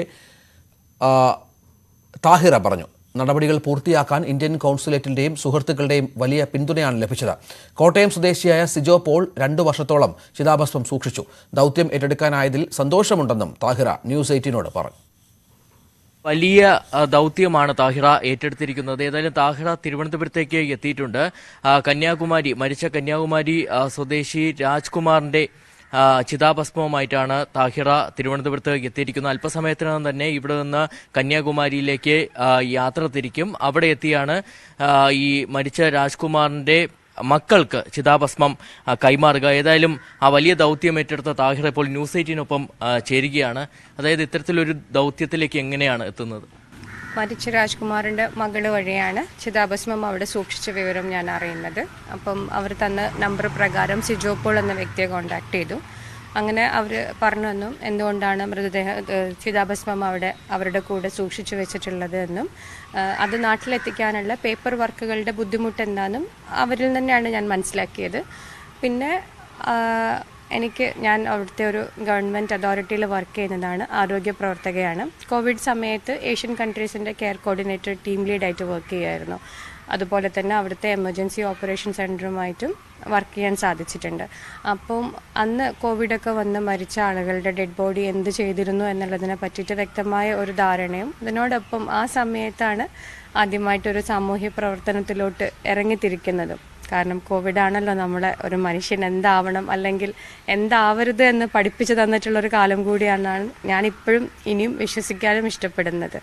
അപ്പം ഈ ഡെത്ത് പ്രൊസീജിയർ അല്ലെങ്കിൽ പിന്നീട് അങ്ങോട്ടേക്ക് വരുന്ന ഫോർമാലിറ്റീസ് എന്താണെന്ന് എനിക്കൊരു റഫ്ലി ഒരു ഐഡിയ ഉണ്ട്. പിന്നെ അവരുടെ കൈവശം ഉണ്ടായിരുന്ന പേപ്പേഴ്സ് എല്ലാം റിവ്യൂ ചെയ്തു. അതിൽ മിസ്സിംഗ് ഡോക്യുമെൻറ്റ്സും പിന്നീട് ഇന്ത്യൻ കോൺസുലേറ്റ്, ഇവരുടെ ഡെത്ത് രജിസ്റ്റർ ചെയ്തത് ദുബായിലെ ഇന്ത്യൻ കോൺസുലേറ്റിലായിരുന്നു. അവിടെ അപ്രോച്ച് ചെയ്തപ്പോൾ ബാക്കി മിസ്സിംഗ് ഡോക്യുമെൻറ്റ്സ് എന്താണെന്ന് മനസ്സിലായി. അതിനിടയ്ക്ക് ഒരുപാട് കടമ്പകൾ ഉണ്ടായിരുന്നു. കാരണം ചില സമയങ്ങളിൽ ചില അതോറിറ്റി അവരുടെ മാനേജ്മെൻറ്റ് ചേഞ്ച് ആവും. അപ്പോൾ ഇവരെ ക്രിമേറ്റ് ചെയ്ത ക്രിമിറ്റോറിയത്തിൻ്റെ മാനേജ്മെൻറ്റ് ചേഞ്ച് ആയിട്ടുണ്ടായിരുന്നു. അവിടെയായിരുന്നു ഏറ്റവും ബുദ്ധിമുട്ട് അനുഭവപ്പെട്ടൊരു നിമിഷം. കാരണം അവിടുന്ന് ഒഫീഷ്യലി ഇന്ന ആളുടെ മൃതദേഹം ഇന്ന സമയത്ത് ക്രിമേറ്റ് ചെയ്തു എന്ന് അവിടുന്ന് സൈൻ ആൻഡ് സ്റ്റാമ്പ് ചെയ്തിട്ടുള്ളൊരു പേപ്പർ കിട്ടണം. അത് മാത്രമേ ഉള്ളൂ കോൺസുലേറ്റ് ആക്സെപ്റ്റ് ചെയ്യുള്ളൂ. അപ്പോൾ അത് അവരുടെ മാനേജ്മെൻറ്റ് മാറിയത് കാരണം അവർക്ക് ഓൾഡ് ഡോക്യുമെൻറ്റ്സ് റീഇഷ്യൂ ചെയ്യാനുള്ള ബുദ്ധിമുട്ടുകളുണ്ടായിരുന്നു. പിന്നീട് കാണാൻ ഇതൊരു സെൻസേഷൻ ആക്കണം എന്ന് വിചാരിച്ചിട്ടോ അല്ലെങ്കിൽ ആ രീതിയിലല്ല ഞങ്ങൾ ആദ്യം ഇതിനെ അപ്രോച്ച് ചെയ്തത്. ഏതെങ്കിലും ഒരാൾ ദുബായിൽ നിന്ന് ട്രിവാൻഡ്രത്തോട്ടേക്ക് വരുമ്പോൾ ഈ ന്യൂസ് കണ്ടിട്ട് താല്പര്യമുള്ള ആളുകൾക്ക് അവരെ കൊണ്ട് നമ്മളിത് കൊണ്ടു കൊടുപ്പിക്കുക എന്നായിരുന്നു. കാരണം എനിക്കും ലീവൊക്കെ കിട്ടാൻ ബുദ്ധിമുട്ടാണ്, സിജോക്ക് തീരെ ലീവ് കിട്ടാനും ചാൻസ് കുറവായിരുന്നു. ചിതാഭസ്മം നാട്ടിലെത്തിക്കാൻ കഴിഞ്ഞതിൽ സംതൃപ്തിയുണ്ടെന്ന് രാജ്കുമാർ തങ്കപ്പന്റെ മകൻ അക്ലീൻ രാകുൽ ന്യൂസ് 18 പറഞ്ഞു. UAEയിൽ ചിതാഭസ്മം നാട്ടിലെത്തിക്കാൻ തയ്യാറായ താഹിറയുടേത് വലിയ സഹായമെന്നും അക്ലീൻ ന്യൂസ് 18 പറഞ്ഞു. 2020 துபாய்க்கு வேலைக்கு போன அப்பா வந்து அங்கேருந்து தவறிட்டார் கொரோனானால். அப்போ அங்கேருந்து எங்களால் இங்கே பாடி கொண்டு வர முடியல, கொரோனா ஸ்டேஜ்னால அங்கேருந்து கொடுக்கவும் இல்லை. இப்போ அங்கே வச்சு எல்லாமே பண்ணிட்டாங்க. அப்போ எங்களுக்கு இங்கே இருந்து நான் பண்ண வேண்டியது அங்கே சிஜோபால்னு ஒருத்தர் அங்கே இருந்து பண்ணார். அப்பா ஒரு அநாத ஆசிரமத்தில் படித்த அதே இதில் அவர் படித்த ஒரு ஆள் தான் இந்த சிஜோபாலுங்கிறவர். இப்போ அவர் அங்கேருந்து பண்ணிவிட்டு அவரால் இங்கே வர முடியாத சுச்சுவேஷன், அதனால் சாம்பலை இங்கே கொண்டு வரவும் முடியல. அப்போது 2 வருஷம் ஆனதுனால எங்களுக்கும் அப்பாவும் பார்க்க முடியல, சாம்பலாச்சும் இங்கே வரணும்னு நினச்சிட்டு இருந்தோம். அப்போ இங்கே தெரிஞ்சவங்க கிட்ட எல்லாம் பேசி சோசியல் மீடியாவில் இதை பற்றி போட்டப்போ இங்கே கேரளாவை சேர்ந்த தாகிரான்னு ஒரு அக்கா வந்து அங்கே வேலை பார்த்துட்டு இருந்தாங்க. அவங்க சோசியல் ஒர்க்கரும், அதனால அவங்கள காண்டாக்ட் பண்ணி ஆஷை வாங்கிட்டு அடுத்து இப்போ இங்கே கொண்டு வந்துட்டுருக்காங்க. இன்றைக்கி மத்தியானத்துக்குள்ளே கொண்டு வந்துடுன்னு சொல்லியிருக்காங்க. அப்புறம் இங்கே அம்மாவோட கலரை இருக்குது, அதுக்கு பக்கத்துலேயே அப்பாவோட ஆஷ் வச்சு கலரை கட்டலான்னு சொல்லிட்டு பார்த்துட்டு இருந்தோம். இது எங்களுக்கு ஒரு பெரிய உதவி. இப்போ இருக்க இந்த நிலைமையில் யாருமே இது பண்ண மாட்டாங்க. அது இந்த கொரோனாவில் இருந்ததுனாலேயே அங்கே வச்சிருக்க கூட நிறைய பேர் பயப்பட்டாங்க. ஆனால் இவங்க தைரியமாக எடுத்துகிட்டு வரேன்னு சொன்னது எங்களுக்கு ரொம்ப சந்தோஷமாக இருக்குது. ഇടവേള.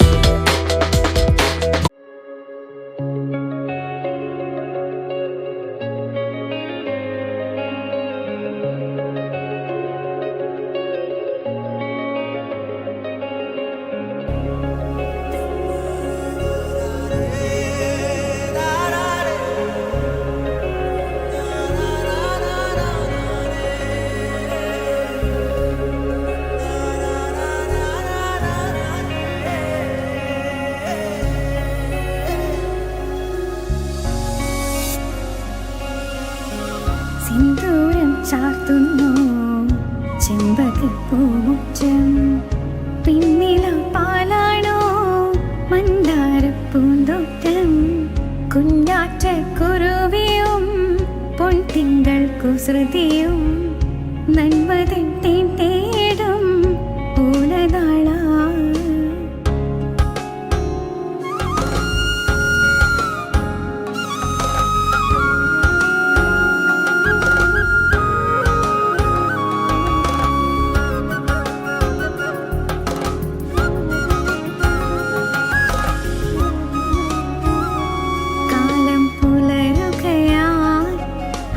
പേടികളെ പോകൂ മനസ്സുകളിൽ ചിങ്ങപ്പൂവനിയായി പൊന്നും കതിരുകളെ തുമ്പിപ്പൂങ്കുടകൾ ചൂടി കസവുവയിൽ ചേലകൾ ചാർത്തിടുന്നേ.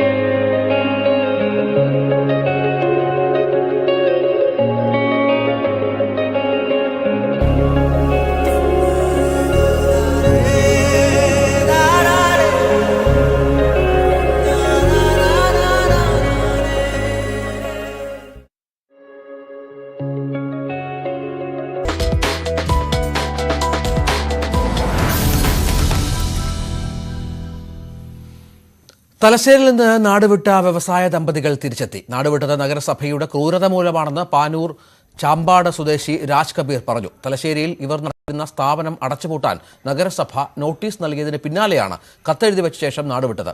ഇന്ന് രാവിലെയാണ് ഇരുവരെയും കോയമ്പത്തൂരിൽ നിന്ന് കണ്ടെത്തിയത്.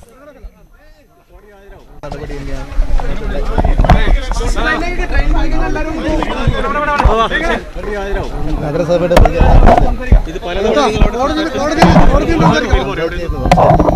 ഭീഷണിപ്പെടുത്തുകയൊക്കെ ചെയ്തു. ഹലോ ഭീഷണിപ്പെടുത്തുകയൊക്കെ ചെയ്തു. നഗരസഭയുടെ വിഷയങ്ങളിൽ നമ്മൾ തലശ്ശേരി നഗരസഭയെ തള്ളി വ്യവസായ മന്ത്രി പി രാജീവ് രംഗത്ത് വന്നു. ചില ഉദ്യോഗസ്ഥർ സംശയത്തിന്റെ കണ്ണട ഉറപ്പിച്ചു വെക്കുന്നു. ഇതിലൂടെ കുഴപ്പങ്ങളാണ് ആദ്യം നോക്കുന്നത്. അത് മാറ്റി വിശ്വാസത്തിന്റെ കണ്ണട വെക്കണമെന്ന് മന്ത്രി പറഞ്ഞു. തലശ്ശേരിയിലേത് ഒറ്റപ്പെട്ട സംഭവമാണ്. സംരംഭങ്ങളിൽ ചെറിയ കുറവുണ്ടെങ്കിൽ പരിഹരിക്കണം. രാജ് കബീറിന് ഫർണിച്ചർ വ്യവസായം തുടർന്ന് പ്രവർത്തിക്കാൻ കഴിയുമെന്നും ഇന്നലെ തന്നെ ഉദ്യോഗസ്ഥർ അവിടെ പോയിരുന്നുവെന്നും മന്ത്രി പറഞ്ഞു. ഉദ്യോഗസ്ഥരുടെ പൊതുവെ എന്തെല്ലാം കുഴപ്പങ്ങളുണ്ട് നോക്കണം, എന്തെല്ലാം ഗുണമുണ്ടെന്ന് ആദ്യം നോക്കണം. പിന്നെ പ്രശ്നം ഉണ്ടെങ്കിൽ അത് ഇതാണ് നിങ്ങളുടെ പ്രശ്നം എന്ന് പറയണം. ചിലപ്പോൾ ഒരു കെട്ടിടം പണിതു ഒരു 2 സെന്റിമീറ്റർ ആയിരിക്കും വ്യത്യാസം. വളരെ സൂക്ഷ്മമായി നോക്കിയാൽ ചിലപ്പോൾ 2 സെന്റിമീറ്റർ. എന്നാൽ വിശ്വാസത്തിന്റെ കണ്ടു വെച്ച് നോക്കിയാൽ ചിലപ്പോൾ അത്ര ഉണ്ടാവില്ല. ഇത് പിടിക്കണ പോലെ ഇരിക്കും. ചെറുതൊക്കെയാണ്. വലിയ തട്ടിപ്പെടുന്നവരുണ്ടാവും അപൂർവമായിട്ട്. പക്ഷെ പൊതുവെ സംരംഭകരെ അനുകൂലമായ സമീപനം സ്വീകരിക്കുക എന്നുള്ളതാണ്. ഇടവേള.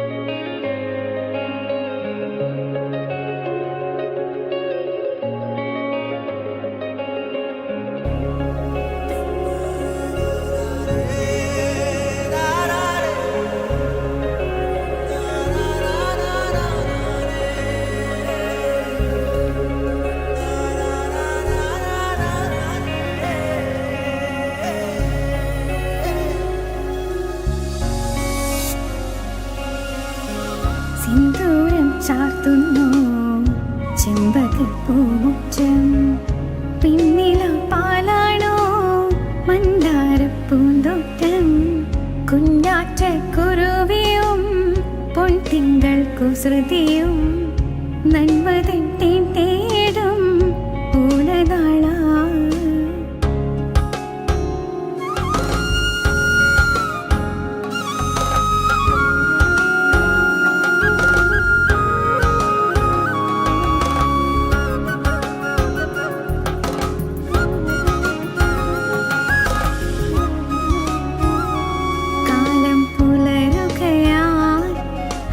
പേടികളെ പോകൂ മനസ്സുകളിൽ ചിങ്ങപ്പൂവനിയായി പൊന്നും കതിരുകളെ തുമ്പിപ്പൂങ്കുടകൾ ചൂടി കസവുവയിൽ ചേലകൾ ചാർത്തിടുന്നേ.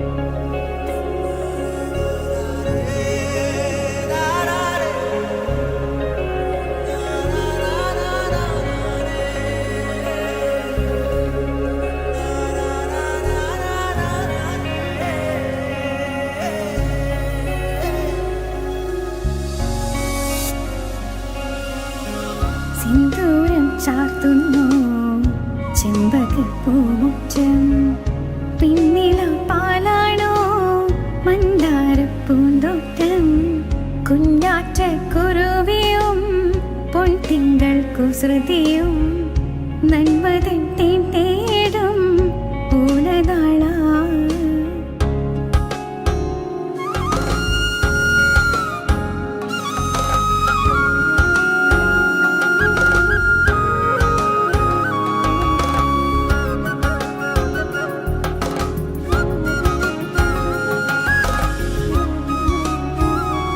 കാലം പുലരുകയാൽ ആടിപ്പേടികളെ പോകൂ മനസ്സുകളിൽ ചിങ്ങപ്പൂവനിയായി പൊന്നും കതിരുകളെ തുമ്പിപ്പൂങ്കുടകൾ ചൂടി കസവുവയിൽ ചേലകൾ ചാർത്തിടുമേ.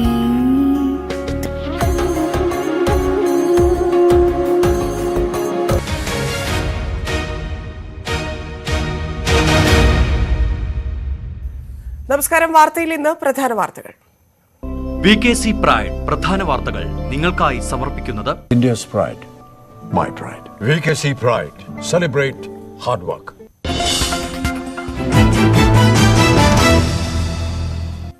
It should be clear to one and all. My directions to me can come only from Honorable President of India. And my powers are defined by the Constitution. Who are they to curtail my powers? They are my government. സർവകലാശാലകൾക്കെതിരെ governor. നിയമനങ്ങളിൽ സ്വജനപക്ഷപാതം, വ്യാപക അഴിമതി, അധികാരം വെട്ടിക്കുറയ്ക്കാൻ സർക്കാരിന് അവകാശമില്ല. കടുത്ത വിമർശനം News18 അനുവദിച്ച പ്രത്യേകാഭിമുഖത്തിൽ.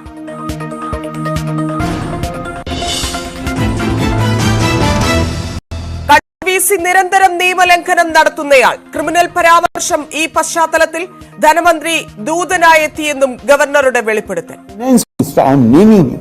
Finance Minister comes to Raj Bhavan. Sri K. N. Balagopal? Finance Minister, I don't remember exactly when. With the request, he is a very nice person. He is a gentleman. And he very politely requested me. Very politely. He was not exceeding, I am not complaining against him. He is a very nice person. Thorough gentleman. And he very politely requested me that if I can consider for my nominee, if I can consider this man who is vice chairman of the planning committee. കോൺഗ്രസിന് കനത്ത പ്രഹരം നൽകി ഗുലാം നബിയും കോൺഗ്രസ് വിട്ടു. എല്ലാ പദവികളും രാജിവെച്ചു. രാജിക്കത്തിൽ നേതൃത്വത്തിനെതിരെ അതിരൂക്ഷ വിമർശനം.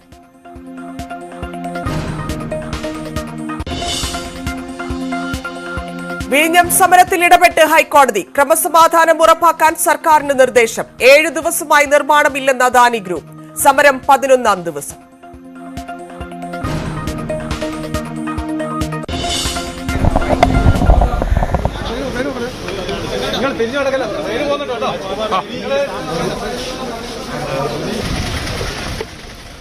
നാടുവിട്ടത് നഗരസഭയുടെ ക്രൂരത മൂലമെന്ന് തലശ്ശേരിയിലെ ദമ്പതികൾ.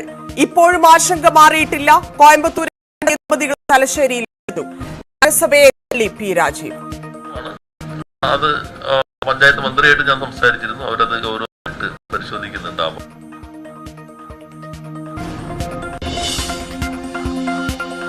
വിഭാഗീയതയിൽ മുങ്ങി CPI പാലക്കാട് ജില്ലാ സമ്മേളനം. ജില്ലാ കൌൺസിലിലേക്കും സെക്രട്ടറി സ്ഥാനത്തേക്കും നടന്നത് വാശിയേറിയ മത്സരം. പാനലിന് പുറത്തുനിന്ന് മത്സരിച്ച 4 പേർക്ക് ജയം. KP സുരേഷ് രാജ് ജില്ലാ സെക്രട്ടറി. ചരിത്ര നിയോഗവുമായി താഹിറ കേരളത്തിൽ. രാജ്കുമാർ തങ്കപ്പന്റെ ചിതാഭസ്മം കന്യാകുമാരിയിലെത്തി കൈമാറും. ദൌത്യം ഏറ്റെടുക്കാനായതിൽ സന്തോഷമെന്ന് താഹിറ. നന്ദി പറഞ്ഞ് രാജ്കുമാറിന്റെ മകൻ.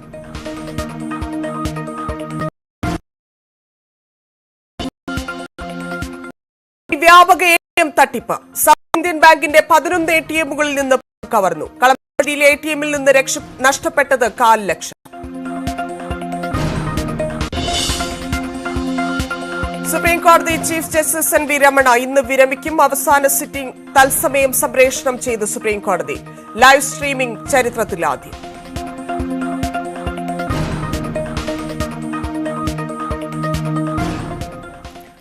ന്യൂസ്18 കേരളം എഡിറ്റർ പ്രദീപ് പിള്ളയ്ക്ക് അനുവദിച്ച എക്സ്ക്ലൂസീവ് അഭിമുഖത്തിൽ സർവകലാശാലകൾക്കെതിരെ തുറന്നടിച്ച് ഗവർണർ ആരിഫ് മുഹമ്മദ് ഖാൻ.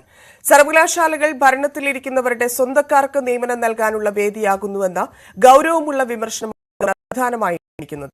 പ്രിയ വർഗീസിന് യോഗ്യതയെന്ന് പ്രഥമ ദൃഷ്ട്യാ വ്യക്തമാണ്. രാഷ്ട്രീയത്തിനെതിരല്ല, എന്നാൽ രാഷ്ട്രീയ നേതാക്കളുടെ തെറ്റുകൾ ചൂണ്ടിക്കാട്ടുമെന്നും ഗവർണർ ന്യൂസ്18നോട് പറഞ്ഞു. What has led me to stay the appointment? Prima facie appears that the allegation is right. Okay. And if finally it is proved it is right, who is going to benefit? The man who had, this candidate who was, they were proposing to appoint, she had 154 marks in the ranking. She had the research score. She had not research score. She did not have the required teaching experience. And who will benefit from this? The man who had secured 641 marks, and his research and his publications are more than double, but he has been given low marks in the interview. Even on that score, research has been given 7 with so many publications, and one who has only few publications has been given 6 marks. And in other things, this candidate has been given much more than was given to others. A candidate with 340 research, what you said? Research score, who had 340 research, he was given only 3 or 4 marks.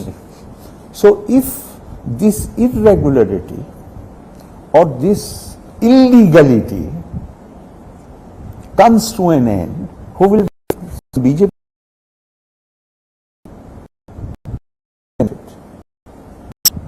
The man who has secured 641 is not choice of the BJP. Kannur സർവകലാശാല vice chancellor നിരന്തരം നിയമലംഘനം നടത്തിയതുകൊണ്ടാണ് criminal എന്ന് വിളിക്കേണ്ടി വന്നതെന്ന് governor Arif Mohammed Khan ന്യൂസ്18നോട്. Kannur വിസിക്കെതിരെ നടപടികൊള്ളും. ചരിത്രകാരൻ ഇർഫാൻ ഹബീബിനെതിരെ നടപടിയെടുക്കേണ്ട കാര്യം തീരുമാനിക്കേണ്ടത് സർക്കാരാണെന്നും governor. Whatever law provides. I have no personal agenda. But I was, although I had already stayed the appointment, but the case is so patent, open and shut case, that even High Court stayed. 3 months before, 4 months maybe, 3 months possibly, the Vice Chancellor, why I call this Vice Chancellor, that he has a criminal mindset. Why I call him? He habitually breaks the law. He constituted, the provision of the Act is so clear. Vice Chancellor will nominate the members. And he misled the syndicate into exercising that power. Somebody aggrieved. I was not even aware. Somebody aggrieved, went to the High Court, and High Court set aside his order. തന്റെ അധികാരങ്ങൾ വെട്ടിക്കുറയ്ക്കാൻ സർക്കാരിന് അധികാരമില്ലെന്ന് governor. താൻ രാഷ്ട്രപതിയുടെ പ്രതിനിധിയാണ്. ധനമന്ത്രി KN Balagopal ദൂതനായി വന്നിരുന്നുവെന്നും governor വെളിപ്പെടുത്തി. കോടിയേരിക്ക് governor പരോക്ഷ മറുപടിയും നൽകി. As and when Kerala University finally decides to nominate somebody as their nominee, he can join them, but committee will be constituted today itself. If I had not done that, you think this is, then series of articles in papers, governor's powers are going to be curtailed. Governor's powers come by virtue of the provisions of the Constitution. The direction to the governor can come from Honorable President of India. Here they think they can direct the Raj, they can control the Raj Bhavan. I appoint somebody on my staff and they make a secretary to write to the Raj Bhavan. Who is he to give me, who is the government to give me directions? What happened ultimately? They had to remove that officer. He's back? He is back only after that, because I knew even on that day, I just wanted to send a message. I knew even on that day, the officer was innocent. Okay. I knew very well that the officer had nothing to do with it. He was made to write. How can he refuse to write anything which political masters ask him? He's an administrative officer. So ultimately they came to me after 3 months that we are winding already. If you allow, we can again post him. I said, I have no ill will against the man. No grudge. No, absolutely no grudge. In fact, on the day I insisted that he will have to be removed, I had told the Chief Secretary, this man is innocent. I only want to send a message so that in future nobody crosses the Lakshman Rekha. Nobody in the state has a right to give any direction to me. It should be clear to one and all. My directions to me can come only from Honorable President of India. And my powers are defined by the Constitution. Who are they to curtail my powers? They are my government. The finance minister, I am naming him, finance minister comes to Raj Bhavan. Sri K. N. Balagopal? Finance minister, I don't remember exactly. With the request, he is a very nice person. He is a gentleman. And he very politely requested me. Very politely. He was not exceeding, I am not complaining against him. He is a very nice person. Thorough gentleman. And he very politely requested me that if I can consider, for my nominee, if I can consider this man who is vice chairman of the planning commission. The man whom finance minister is proposing to me, I said, can you give me in writing? He was a bit reluctant. I told secretary to note down, because it is not necessary. If you have come to meet me and you are making a request, I told the secretary immediately record down that the finance minister has made this request and place it before me when I am constituting the committee. I will definitely give it due consideration. It is up to them. I am not making any kind. If they are writing, they only can reply to this situation. My concern is that if non-saffronization or preventing saffronization means that you appoint teachers in the universities who are not even qualified to be summoned for the interview. ചരിത്രകാരൻ ഇർഫാൻ ഹബീബ് സ്ഥിരം പ്രശ്നക്കാരനാണെന്ന് governor Arif Mohammed Khan news 18നോട്. ഉത്തർപ്രദേശിൽ സംഘടിപ്പിച്ച പരിപാടിയിൽ ഇർഫാൻ ഹബീബ് പങ്കെടുത്തിരുന്നെങ്കിലും ഒരു പ്രശ്നവും ഉണ്ടായില്ല. അവിടെ മുഖ്യമന്ത്രി യോഗി ആദിത്യനാഥാണ്. ചരിത്ര കോൺഗ്രസിൽ ഗുരുതര ഇന്റലിജൻസ് വീഴ്ചയുണ്ടായെന്നും governor. Irfan Habib was allotted 2 minutes. He spoke for more than 30 minutes. I was made to sit there for more than 1.5 hours listening to their speeches, which were highly critical, and all questions were being addressed to me. I had a moral duty. I did not object to that. I did not say you are departing from the approved program. But I had a moral duty to respond to the questions which they had raised. The moment I started speaking, within 3 minutes, Irfan Habib charged towards me. About 2 months back, Aligarh Muslim University invited Prime Minister Shri Narendra Modi to address the university community. Irfan Habib and his colleagues, they launched a ferocious campaign against it, against Vice Chancellor, against others. And Narendra Modi should not be allowed to address the university community. He had as strong views on that issue as he had on where he felt that I'm saying things which are inconvenient to them. Why in Aligarh he did not try to assault anybody, try to physically, why he did not do that? Because he knew that in UP it is not Pinarayi Vijayan who is Chief Minister. It is Mr. Yogi Adityanath who is the Chief Minister. Ghulam Nabi Azad Congress വിട്ടു. കോൺഗ്രസ് നേതൃത്വവുമായുള്ള ഭിന്നതകളെ തുടർന്നാണ് രാജി. പാർട്ടിയിൽ remote control ഭരണമാണെന്നും എല്ലാം തീരുമാനിക്കുന്നത് സോണിയാഗാന്ധിയാണെന്നും രാജിക്കത്തിൽ ഗുലാം നബി ആസാദ് പറയുന്നു. National ഡെസ്കിൽ നിന്ന് M G Mithun ചേരുന്നു. മിഥുൻ, കോൺഗ്രസിനെ സംബന്ധിച്ച് വല്ലാത്ത സാഹചര്യം ആയിരിക്കുന്നു. ഏറ്റവും മുതിർന്ന നേതാക്കളിൽ ഒരാൾ കൂടി കോൺഗ്രസ് വിട്ടിരിക്കുന്നു. വിവരങ്ങൾ ധന്യ, കോൺഗ്രസിനെ സംബന്ധിച്ച് കനത്ത പ്രഹരം തന്നെയാണ് ഗുലാം നബി ആസാദിന്റെ രാജിയോടെ ഉണ്ടായിരിക്കുന്നത്. അദ്ദേഹം ഒരു കലാപക്കൊടി പാർട്ടിക്കുള്ളിൽ തന്നെ ഉയർത്തിക്കൊണ്ടാണ് അദ്ദേഹത്തിന്റെ രാജിപ്രഖ്യാപനം നടത്തുകയും ചെയ്തത്. അതായത് പ്രധാനമായും അദ്ദേഹം രാഹുൽ ഗാന്ധിയെ രൂക്ഷമായി വിമർശിക്കുന്ന തരത്തിലാണ് രാജിക്കത്തിൽ അദ്ദേഹം പരാമർശങ്ങൾ നടത്തുകയും ചെയ്തിരിക്കുന്നത്. അതായത് രാഹുൽ പക്വതയില്ലാത്ത തീരുമാനങ്ങളാണ് ആദ്യഘട്ടം മുതൽ കൈക്കൊണ്ടിരുന്നത്. 2014 മുതൽ 2022 വരെ നോക്കുമ്പോൾ ഈ 9 വർഷങ്ങൾക്കിടയിൽ BJP ഭരണത്തിലേറിയതിനു ശേഷം G20 നേതാക്കളടക്കം വിപുലമായ സംവിധാനങ്ങൾ നടപ്പിലാക്കണം, ഒപ്പം തന്നെ കൂടുതൽ നടപടിക്രമങ്ങളിലേക്ക് കടക്കണം. അത്തരത്തിൽ എങ്കിൽ മാത്രമേ പാർട്ടിയെ തിരിച്ചു കൊണ്ടുവരാനാകൂ. അത്തരത്തിലുള്ള നിർദ്ദേശങ്ങളൊക്കെ തന്നെ നൽകുകയും ചെയ്തിരുന്നു. പക്ഷേ ഈ നിർദ്ദേശങ്ങളെല്ലാം തന്നെ ചവിട്ടുകൊട്ടയിലേക്ക് എറിയുന്ന തരത്തിലേക്ക് മാറിയിരുന്നു. ആദ്യഘട്ടങ്ങളിലെല്ലാം തന്നെ കോൺഗ്രസ് എന്ന ജനാധിപത്യ പ്രസ്ഥാനത്തിൽ വലിയ രീതിയിൽ ചർച്ചയ്ക്ക് സാധ്യമാവുകയായിരുന്നു, ഒപ്പം തന്നെ കൂടിയാലോചനകൾ നടക്കുകയും ചെയ്യുമായിരുന്നു. പക്ഷേ പിന്നീട് ഒരു രാഹുൽ ഗാന്ധിയുടെ നേതൃത്വത്തിൽ ഒരു ഉപജാപക വൃന്ദത്തെ സൃഷ്ടിക്കുകയും ഒരു പുതിയ സംവിധാനത്തെ സൃഷ്ടിക്കുകയും ആ ഉപജാപക വൃന്ദത്തിൽ നിന്ന് ഉയർന്നു വരുന്ന നിർദ്ദേശങ്ങൾ മാത്രമാണ് AICC നടപ്പിലാക്കിയിരുന്നത്.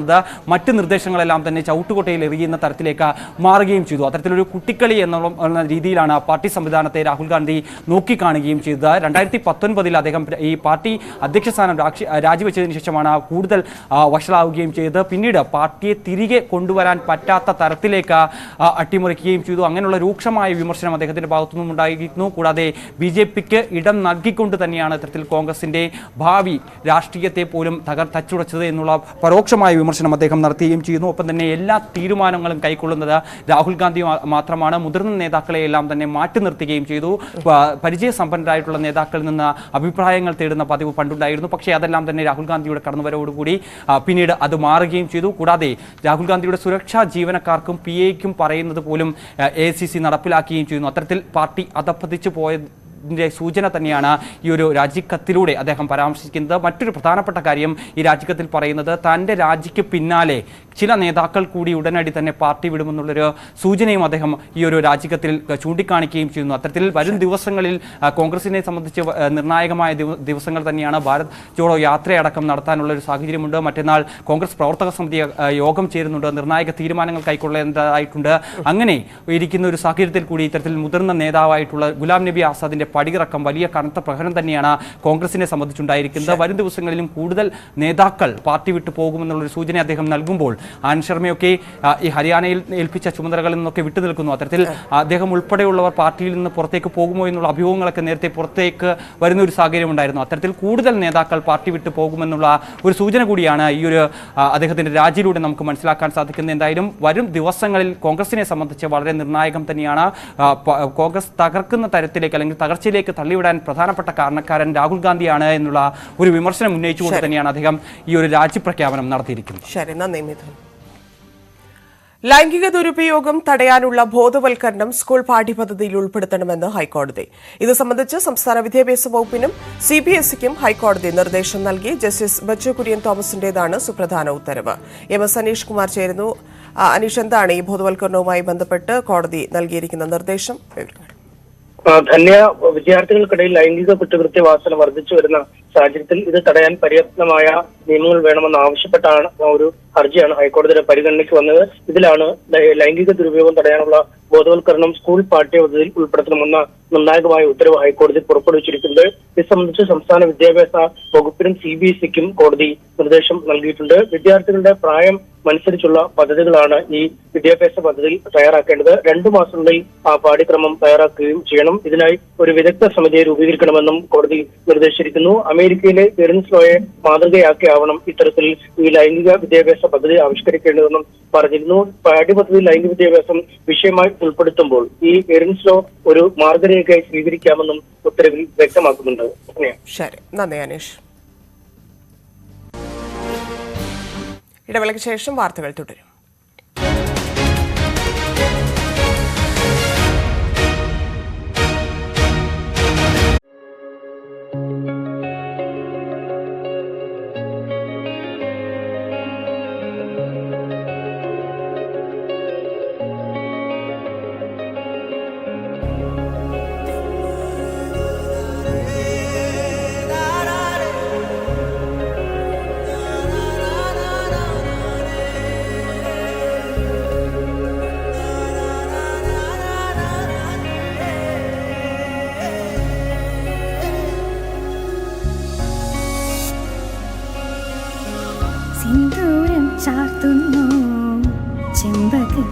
മുറ്റം പിന്നില പാലാണോ മന്ദാരപ്പൂന്തോട്ടം കുഞ്ഞാറ്റ കുരുവിയും പൊൻതിങ്കൾ കുസൃതിയും നന്മതൻ തേടും പൂലനാള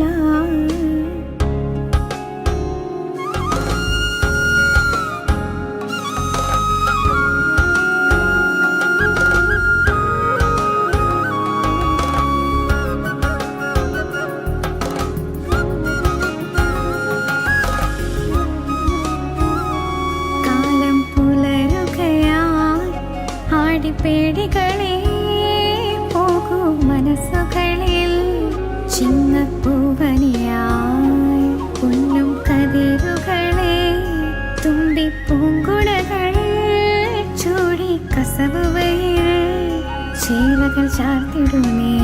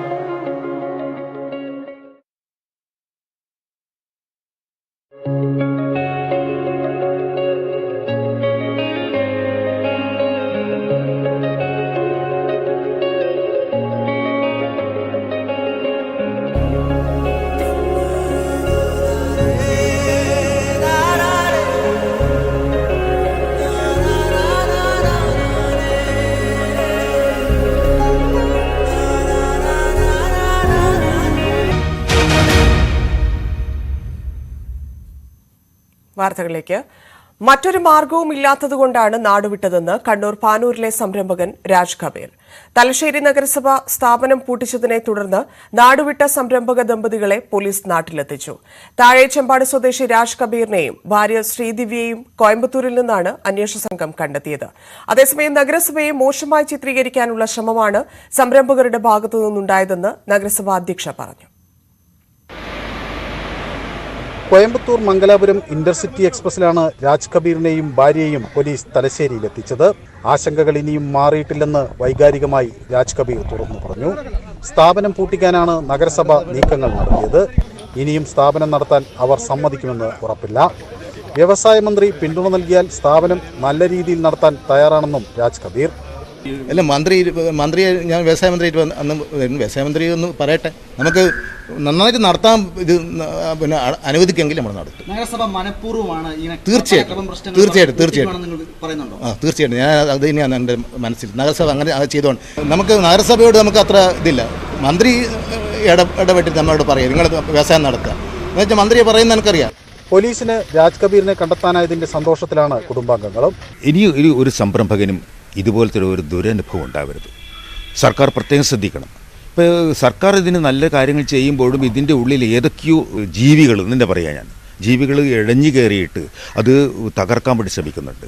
അത് ഇല്ലാതാക്കിയിട്ട് കേരളത്തിലെ വ്യവസായം പുരോഗമിക്കണം. തലശ്ശേരിയിലെ കണ്ടിക്കൽ ഇൻഡസ്ട്രിയൽ എസ്റ്റേറ്റിലെ ഫർണിച്ചർ നിർമ്മാണ യൂണിറ്റായ ഫാൻസി ഫണ്ട് പൂട്ടിയതിനെ തുടർന്ന് കഴിഞ്ഞ ചൊവ്വാഴ്ചയാണ് രാജ് കബീറും ഭാര്യയും നാടുവിട്ടത്. കോടതിയിൽ നിന്ന് അനുകൂല ഉത്തരവുണ്ടായിട്ടും സ്ഥാപനം തുറന്നു പ്രവർത്തിക്കാൻ നഗരസഭ അധികൃതർ സമ്മതിച്ചില്ലെന്നാണ് പരാതി. അതേസമയം സ്ഥാപനത്തിനു മുന്നിൽ അനുമതിയില്ലാതെ ഷീറ്റിട്ടതിന് നിയമമനുസരിച്ചുള്ള നടപടിക്രമങ്ങൾ മാത്രമാണ് സ്വീകരിച്ചതെന്നാണ് നഗരസഭയുടെ നിലപാട്. നടപടിക്രമത്തിൻ്റെ ഭാഗമായിട്ട് തന്നെയാണ് ചില കാര്യങ്ങൾ നമ്മുടെ ശ്രദ്ധയിൽപ്പെട്ടപ്പോൾ അത് അന്വേഷിക്കുന്നതിൻ്റെ ഭാഗമായിട്ട് പോയപ്പോൾ ഇത്രയും സ്ഥലങ്ങൾ ഇവരുടെ കയ്യിലുണ്ട്. ഏകദേശം 6 മുറികൾ അവർ ഓൾറെഡി അവരുടെ ബുക്കിങ്ങിലുണ്ട്, അതായത് ലൈസൻസി ഉണ്ട്. അതുകൂടാതെയുള്ള സ്ഥലങ്ങൾ കണ്ടപ്പോൾ അത് അളന്ന് തിട്ടപ്പെടുത്തി അതിനൊരു തുക നിശ്ചയിച്ചു കൊടുത്തതാണ്. ക്യാമറമാൻ സുമേഷ് മോറയ്ക്കൊപ്പം മനു ഭരത്, News18 കണ്ണൂർ. തലശ്ശേരി നഗരസഭയെ തള്ളി വ്യവസായ മന്ത്രി പി രാജീവ്. ചില ഉദ്യോഗസ്ഥർ സംശയത്തിന്റെ കണ്ണട ഉറപ്പിച്ചു വെക്കുന്നു. ഇതിലൂടെ കുഴപ്പങ്ങളാണ് ആദ്യം നോക്കുന്നത്. അത് മാറ്റി വിശ്വാസത്തിന്റെ കണ്ണട വെക്കണമെന്ന് മന്ത്രി. തലശ്ശേരിയിലേത് ഒറ്റപ്പെട്ട സംഭവമാണ്. സംരംഭങ്ങളിൽ ചെറിയ കുറവുണ്ടെങ്കിൽ പരിഹരിക്കണം. രാജ് കബീറിന് ഫർണിച്ചർ വ്യവസായം തുടർന്ന് പ്രവർത്തിക്കാൻ കഴിയുമെന്നും ഇന്നലെ തന്നെ ഉദ്യോഗസ്ഥർ അവിടെ പോയിരുന്നുവെന്നും മന്ത്രി.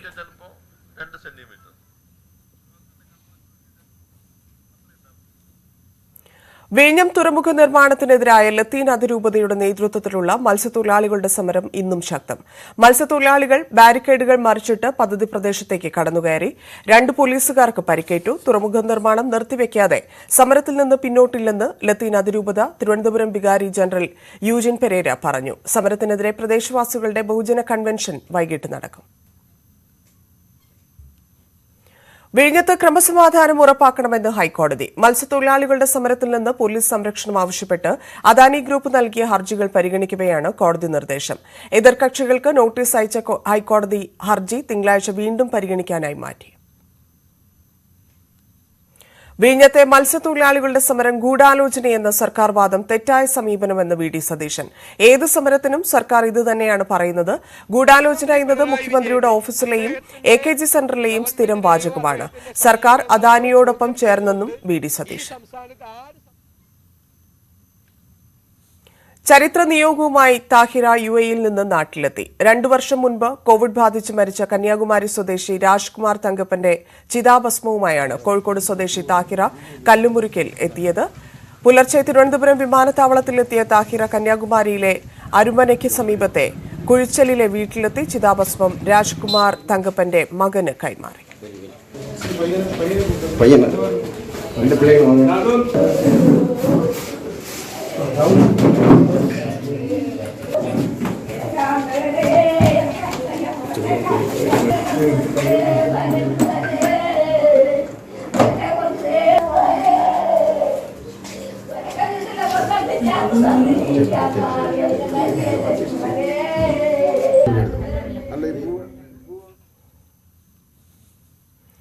ചരിത്രത്തിൽ ആദ്യമായി കോടതി നടപടികൾ തത്സമയം സംപ്രേഷണം ചെയ്ത് സുപ്രീംകോടതി. ചീഫ് ജസ്റ്റിസ് NV രമണ വിരമിക്കുന്ന ദിവസമാണ് കോടതി നടപടികൾ ജനങ്ങൾക്ക് തത്സമയം കാണാൻ അവസരം ലഭിച്ചത്. ചീഫ് ജസ്റ്റിസിന് പുറമെ നിയുക്ത ചീഫ് ജസ്റ്റിസ് UU ലളിത്, ഹിമ കോഗ്ലെ എന്നിവരാണ് 1-ാം നമ്പർ കോടതിയിലുണ്ടായിരുന്നത്. തെരഞ്ഞെടുപ്പ് കാലത്തെ സൌജന്യ വാഗ്ദാനങ്ങൾ വിലക്കണമെന്ന പൊതുതാൽപര്യ ഹർജി, UP മുഖ്യമന്ത്രി യോഗി ആദിത്യനാഥിനെതിരായ വിദ്വേഷ പ്രസംഗ കേസ് തുടങ്ങി 5 ഹർജികളാണ് ചീഫ് ജസ്റ്റിസ് മുമ്പാകെ പരിഗണനയ്ക്ക് വന്നത്. വാശിയേറിയ മത്സരത്തിനൊടുവിൽ CPI പാലക്കാട് ജില്ലാ സെക്രട്ടറിയായി KP സുരേഷ് രാജിനെ തെരഞ്ഞെടുത്തു. ജില്ലാ കൌൺസിലിലേക്കും സെക്രട്ടറി സ്ഥാനത്തേക്കും നടന്ന മത്സരത്തിൽ കാനം പക്ഷം വ്യക്തമായ മേൽക്കൈ നേടി. KP സുരേഷ് രാജിനിത് 4-ാം ഊഴമാണ്. സുരേഷ് രാജിനെതിരെ ഇസ്മയിൽ പക്ഷമായ മണികണ്ഠൻ പാലോട് മത്സരിച്ചെങ്കിലും കാനം പക്ഷത്തിന് മേൽക്കൈയുള്ള ജില്ലാ കൌൺസിലിൽ സുരേഷ് രാജിന് തന്നെയായിരുന്നു വിജയം. 50 അംഗ ജില്ലാ കൌൺസിലിൽ 45 അംഗങ്ങളെ തെരഞ്ഞെടുക്കാൻ വോട്ടെടുപ്പ് നടന്നു. ഇന്ന് പുലർച്ചെ 2-നാണ് വോട്ടെടുപ്പ് പൂർത്തിയായത്. രാവിലെ 5 മുതൽ വോട്ടെണ്ണി. ഔദ്യോഗിക വിഭാഗം അവതരിപ്പിച്ച പാനലിനെതിരെ 15 പേരാണ് മത്സരിച്ചത്. ഇതിൽ 4 പേർ ജയിച്ചു. പാലക്കാട് ജില്ലയിലെ പാർട്ടിയുടെ പ്രവർത്തനങ്ങൾക്ക് നേതൃത്വം കൊടുത്തിട്ടുള്ള ഒരു അനുഭവമുള്ളതുകൊണ്ട് ഈ ഒരു പ്രതിസന്ധി ഘട്ടത്തിൽ പാർട്ടി ആവശ്യപ്പെട്ടപ്പോൾ ആ ഉത്തരവാദിത്വം ഏറ്റെടുത്തു എന്നതിനപ്പുറത്തേക്ക് മറ്റൊരു കാര്യം ഈ സമയത്ത് ചൂണ്ടിക്കാണിക്കാനില്ല. തുടർച്ചയായി 3 തവണ സെക്രട്ടറിയായവരെ മാറ്റി നിർത്തണമെന്നായിരുന്നു സംസ്ഥാന നേതൃത്വത്തിന്റെ നിലപാട്. എന്നാൽ സുരേഷ് രാജ് നിയമസഭാ തെരഞ്ഞെടുപ്പിൽ മത്സരിക്കുന്നതിനായി സെക്രട്ടറി സ്ഥാനം ഒഴിഞ്ഞിരുന്നു. അതുകൊണ്ട് 3-ാം ടേം പൂർത്തിയാക്കാൻ കഴിഞ്ഞില്ല. ഇക്കാര്യം ചൂണ്ടിക്കാട്ടിയാണ് ഔദ്യോഗിക വിഭാഗം സുരേഷ് രാജിനെ വീണ്ടും സെക്രട്ടറിയാക്കിയത്. News18 പാലക്കാട്.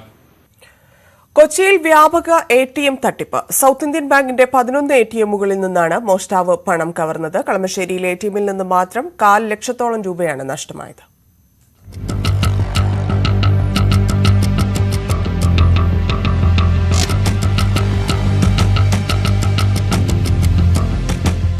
കഴിഞ്ഞ 18-19 തീയതികളിൽ സൗത്ത് ഇന്ത്യൻ ബാങ്കിന്റെ കൊച്ചിയിലെ ATMകൾ കേന്ദ്രീകരിച്ച് നടന്ന തട്ടിപ്പിന്റെ തെളിവുകളാണ് പുറത്തുവന്നത്. ഇടപാടുകാർ ഇല്ലാത്ത ATMകൾ മോഷ്ടാവ് ആദ്യം നിരീക്ഷിക്കും. പിന്നീട് ATM മുറിക്കുള്ളിൽ കയറി പണം വരുന്ന ഭാഗത്ത് ശേഷം ATM ഇവിടേക്ക് വരുന്ന ഇടപാടുകാരെ നിരീക്ഷിക്കും. പണമെടുക്കാൻ കയറുന്ന ഇടപാടുകാർ നടപടിക്രമങ്ങൾക്ക് പിന്നാലെ ആവശ്യമായ പണം കൈപ്പറ്റാൻ സാധിക്കാതെ വരുമ്പോൾ ഇവിടെ നിന്ന് മടങ്ങും.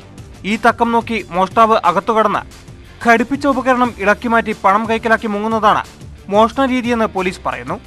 കളമശ്ശേരി, തൃപ്പൂണിത്തുറ ഭാഗങ്ങളിലെ ATMകളിൽ നിന്നാണ് ഏറ്റവും കൂടുതൽ പണം നഷ്ടമായത്.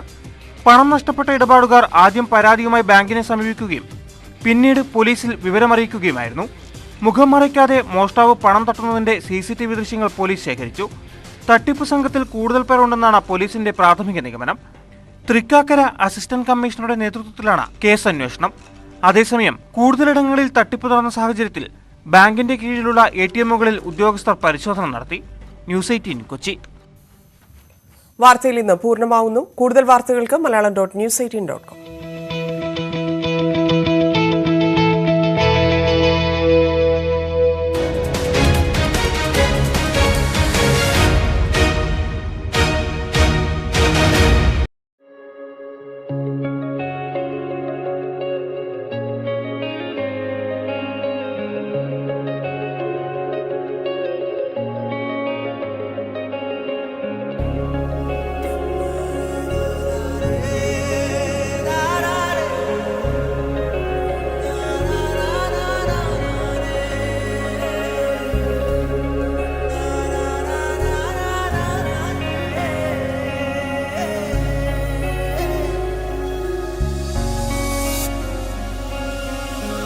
സിന്ദൂരം ചാർത്തുന്നു ചെമ്പകപ്പൂമുറ്റം, പിന്നില പാലാണോ മന്ദാരപ്പൂന്തോട്ടം, കുഞ്ഞാറ്റ കുരുവിയും പൊൻതിങ്കൾ കുസൃതിയും നന്മതൻ തേടും പൂലനാള.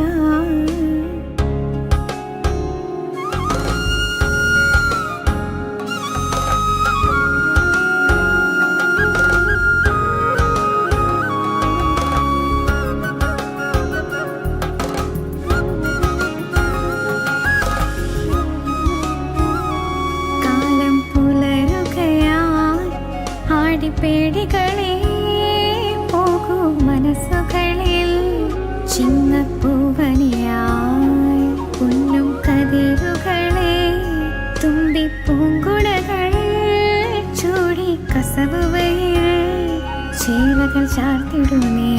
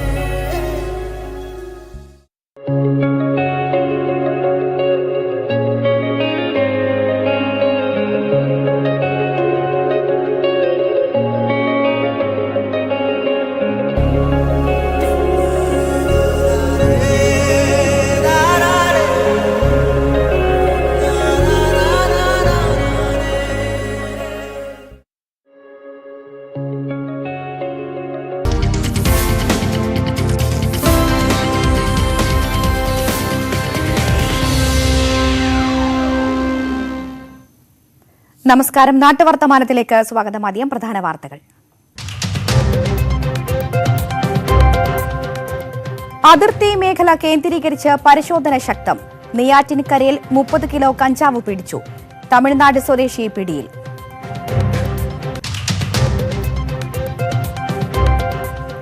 കണ്ണൂർ വിമാനത്താവളത്തിൽ വൻ സ്വർണ്ണവേട്ട.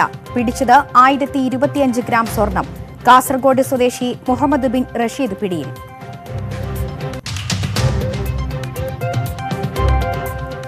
വയനാട്ടിൽ കൃഷിവകുപ്പിലെ 18 കരാർ ജീവനക്കാർക്കെതിരെ അന്വേഷണം. കേന്ദ്ര പദ്ധതിയിൽ നിന്ന് അനർഹമായി തുക കൈപ്പറ്റിയെന്ന് കണ്ടെത്തൽ.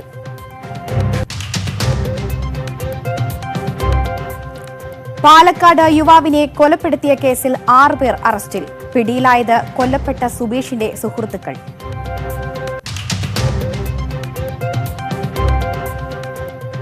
പുലിപ്പേടി ഒഴിയാതെ മാങ്കുളം. 6-ാം മൈൽ ജനവാസ മേഖലയിൽ പുലിയെത്തിയെന്ന് നാട്ടുകാർ. ഇടപെടാതെ വനംവകുപ്പ്.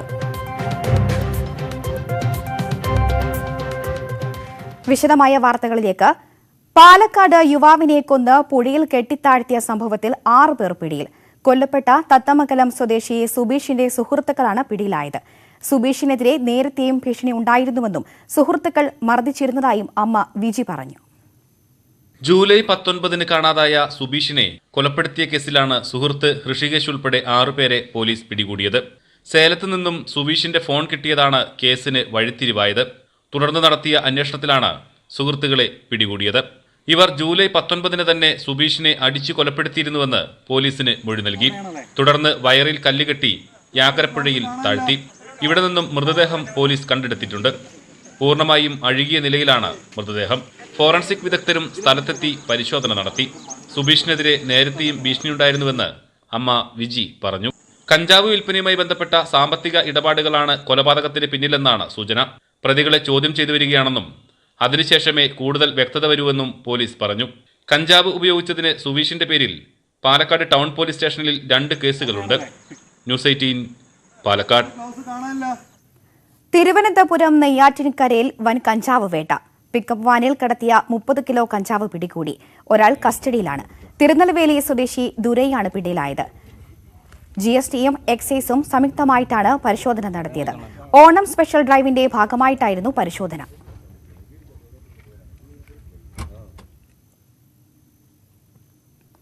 കൊല്ലത്ത് മയക്കുമരുന്നായ MDMAയും കഞ്ചാവുമായി ദമ്പതികൾ ഉൾപ്പെടെ 4 പേരെ പോലീസ് അറസ്റ്റ് ചെയ്തു. കിളിക്കൊള്ളൂർ പാൽക്കുളങ്ങര സ്വദേശി അഭിനാഷ്, പുന്തലത്താഴം സ്വദേശി അഖിൽ, പേരൂർ സ്വദേശി അജു, ഭാര്യ ബിൻഷ എന്നിവരാണ് അറസ്റ്റിലായത്. കരിക്കോട് ലോഡ്ജിൽ നിന്നുമാണ് ഇവരെ പോലീസ് അറസ്റ്റ് ചെയ്തത്. ഇവരിൽ നിന്നും 19 ഗ്രാം MDMAയും 30 ഗ്രാം കഞ്ചാവും 1,30,000 രൂപയും കണ്ടെടുത്തു. കൊല്ലം സിറ്റി പോലീസ് കമ്മീഷണർ മെറിൻ ജോസഫിന് ലഭിച്ച രഹസ്യ വിവരത്തിന്റെ അടിസ്ഥാനത്തിലായിരുന്നു പരിശോധന. കോവിഡിൽ തകർന്ന മൺപാത്ര വിപണി തിരിച്ചുവരവിന്റെ പാതയിലാണ്. തിരുവനന്തപുരം ആറ്റിങ്ങൽ വേളാർകുടിയിൽ മൺപാത്ര വ്യാപാരികൾ വിപണി ഒരുക്കാനുള്ള തയ്യാറെടുപ്പുകൾ തുടങ്ങിക്കഴിഞ്ഞു. തിരുവനന്തപുരത്തെ പ്രധാന മൺപാത്ര ഉൽപാദന വിപണന കേന്ദ്രമായിരുന്നു ആറ്റിങ്ങൽ വേളാർകുടി. പാചകത്തിനാവശ്യമായ വ്യത്യസ്തമായ പാത്രങ്ങൾ, പൂച്ചട്ടികൾ, പ്രദർശന വസ്തുക്കൾ, വിളക്കുകൾ, ആരാധനാ ചടങ്ങുകൾക്കാവശ്യമായ വസ്തുക്കൾ എന്നിവയെല്ലാം വേളാർകുടിയിൽ നിർമ്മിച്ചിരുന്നു. വിൽപ്പന കുറയുകയും വിപണന സാധ്യതകൾ അസ്തമിക്കുകയും ചെയ്തതോടെ നിർമ്മാണം ക്രമേണ നിലച്ചു. ഇപ്പോൾ പാത്രങ്ങൾ മറ്റു സംസ്ഥാനങ്ങളിൽ നിന്നെത്തിച്ച് വിപണനം ചെയ്യുകയാണ്. ക്ഷേത്രോത്സവങ്ങളായിരുന്നു മൺപാത്ര കച്ചവടക്കാരുടെ പ്രധാന വിപണി. നമ്മൾ അച്ഛനും അമ്മയും ഒക്കെ ഉള്ള കാലത്ത് ഇത് ചെയ്യണം. ചെമ്മ നമുക്ക് കടം മേടിച്ചാണ് നമ്മളിത് ചെയ്യണത്. റോൾ എടുത്താണ് ഇത് ചെയ്യണത്. 5 പെൺപിള്ളേർ നമ്മൾ എന്ത് ചെയ്യും? ഇന്ന് വരെ എനിക്ക് ഇതിൽ നേട്ടം വന്നിട്ടില്ല. റോൾ എടുത്താണ് ഇത് ചെയ്യണത്. ഒരു സാധനം ഇട്ടിട്ട് അങ്ങോട്ടും ഇങ്ങോട്ടും പോവാക്കൂല, കള്ളത്തരം. ഞങ്ങൾ കുറച്ച് നാളുകൊണ്ട് ഇത് വച്ച് നടത്തുന്ന ഇതാണ് ഈ കലുവൻ ചട്ടിൻ്റെ വ്യാപാരം ഉണ്ടാക്കുന്നത്. ഇത് 2 കൊല്ലം കൊണ്ട് ഓണമില്ല. ഇപ്പം ഈ ഓണം വന്നി പിന്നെ ഞങ്ങൾ കുറച്ച് കലുവൻ ചട്ടി ഇറക്കി കച്ചവടത്തിൽ ചെയ്യുകയാണ്. വീട് തോറും കൊണ്ട് കൊടുത്ത് ഇവിടെ വന്ന് മേടിച്ചുകൊണ്ടും പോകും.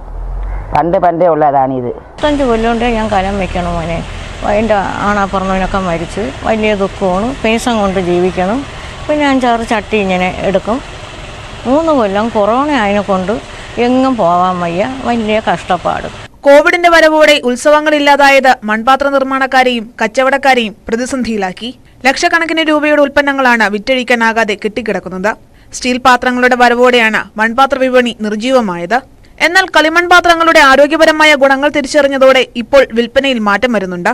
ഓണക്കാലത്തെ കച്ചവടം മുന്നിൽ കണ്ട് വ്യാപാരികൾ പലരും പാത്രങ്ങളിറക്കി കാത്തിരിക്കുകയാണ്. News18 ആറ്റിങ്ങൽ. വയനാട്ടിൽ കൃഷിവകുപ്പിലെ 18 കരാർ ജീവനക്കാർക്കെതിരെ വകുപ്പ് തല അന്വേഷണം. ഭൂമിയില്ലാതെ പ്രധാനമന്ത്രി കിസാൻ സമ്മാൻ പദ്ധതിയിൽ നിന്നും പണം കൈപ്പറ്റിയെന്നാണ് പരാതി. ഇതിന്റെ അടിസ്ഥാനത്തിലാണ് ജില്ലാ പ്രിൻസിപ്പൽ കൃഷി ഓഫീസറുടെ നിർദ്ദേശം. കോഴിക്കോട് അപകട മുന്നറിയിപ്പുകൾ ലംഘിച്ച് പുഴയിൽ കുളിക്കുന്നതിനിടെ മഴവെള്ളപ്പാച്ചിലിൽ കുടുങ്ങിയ യുവാക്കളെ നാട്ടുകാർ രക്ഷിച്ച് പോലീസിൽ ഏൽപ്പിച്ചു. പോലീസ് പിഴ ഈടാക്കുകയും ചെയ്തു. മലപ്പുറം വള്ളവമ്പ്രം സ്വദേശികളായ എഹ്സാൻ, ബാഹിർ, അഫ്സൽ, അക്ബർ, മിർസാബ് എന്നിവർക്കെതിരെയാണ് നടപടി.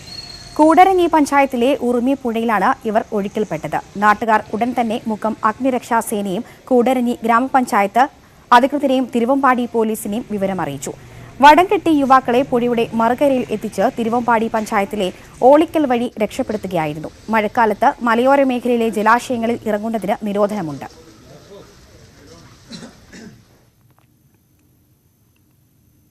കൊല്ലം കുളത്തൂപ്പുഴയിൽ ഓടിക്കൊണ്ടിരുന്ന കാറിന് തീപിടിച്ചു. കാർ പൂർണ്ണമായും കത്തിനശിച്ചു. കൊല്ലം ചെങ്കോട്ട അന്തർ സംസ്ഥാന പാതയിലായിരുന്നു സംഭവം. കുളത്തൂപ്പുഴ സാംനഗർ സ്വദേശി സജാദിന്റെ കാറാണ് കത്തിനശിച്ചത്. വർക്ക്ഷോപ്പിൽ അറ്റകുറ്റപ്പണിക്ക് ശേഷം ഓടിച്ചു നോക്കുമ്പോഴാണ് കാറിൽ തീ പടർന്നത്. കാറിലുണ്ടായിരുന്ന 2 പേർ ഓടി രക്ഷപ്പെട്ടതിനാൽ വൻ അപകടം ഒഴിവായി.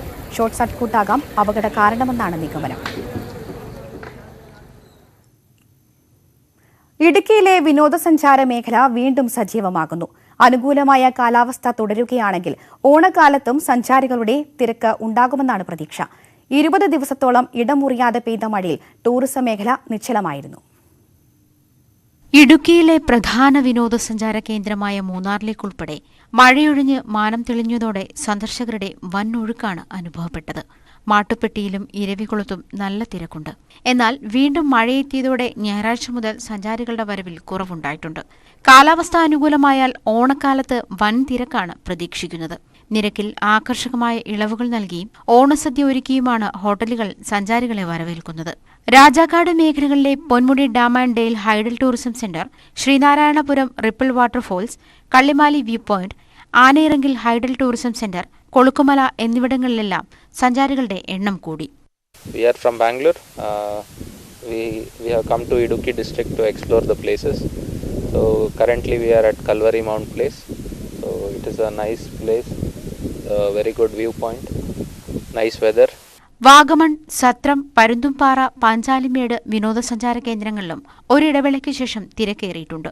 അനുകൂലമായ കാലാവസ്ഥ തുടരുകയാണെങ്കിൽ ഓണക്കാലത്തും സഞ്ചാരികളുടെ തിരക്കുണ്ടാകുമെന്നാണ് ടൂറിസം മേഖലയുടെ പ്രതീക്ഷ. ന്യൂസ് 18 ഇടുക്കി. കണ്ണൂർ വിമാനത്താവളത്തിൽ നിന്ന് 1025 ഗ്രാം സ്വർണം പിടികൂടി. ദുബായിൽ നിന്ന് വന്ന കാസർഗോഡ് കളനാട് സ്വദേശി മുഹമ്മദ് ബിൻ റഷീദിൽ നിന്നാണ് സ്വർണം പിടിച്ചത്.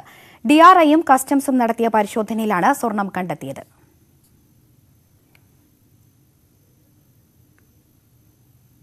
പുലിപ്പേടി ഒഴിയാതെ ഇടുക്കിയിലെ മാങ്കുളം ഗ്രാമപഞ്ചായത്ത്.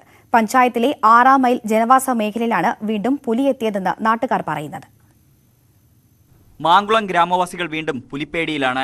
വളർത്തുമൃഗങ്ങൾ പലയിടത്തും കൊല്ലപ്പെട്ടു. ഇതോടെ രാത്രികാലങ്ങളിൽ പുറത്തിറങ്ങാൻ പോലും സാധിക്കാത്ത അവസ്ഥയിലാണ്. കഴിഞ്ഞ ദിവസം വനംവകുപ്പിന്റെ നേതൃത്വത്തിൽ പ്രദേശത്ത് പുലിയെ കൊടുക്കാൻ കൂട് സ്ഥാപിച്ചു. പല മേഖലയിൽ 6 മൈൽ മേഖലയിലെല്ലാം ഇങ്ങനെ വന്നും ആൾക്കാർ ഓരോ സാധനങ്ങളെ കൊണ്ടുപോയെന്നും പട്ടിയായിട്ടും ഇതിനെ കൊണ്ടുപോയെന്നൊക്കെ പറയപ്പെടുന്നു. നമുക്കൊരു വിശ്വാസം പോരായിരുന്നു. നമ്മൾ ഫോറസ്റ്റിനെ വിവരിച്ചു, കണ്ടവിടെ ഫോറസ്റ്റിനെ വിവരിച്ചു. അത് വന്നു, പക്ഷേ ക്യാമറ വെച്ചു, സാധനത്തിനെ കിട്ടി.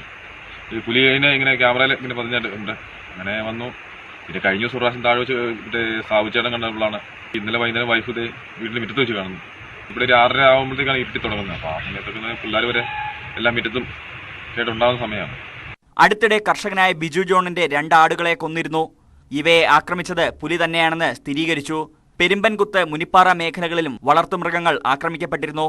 ന്യൂസ് 18 മാങ്കുളം. കോഴിക്കോട് ബംഗളൂരു ദേശീയപാതയിൽ താമരശ്ശേരി മുതൽ കൊടുവള്ളി വരെയുള്ള ഭാഗങ്ങളിൽ റോഡിലെ കുഴികൾ അപകടങ്ങൾക്ക് ഇടയാക്കുന്നു. ഇരുചക്രവാഹനങ്ങളാണ് ഏറെയും അപകടത്തിൽപ്പെടുന്നത്.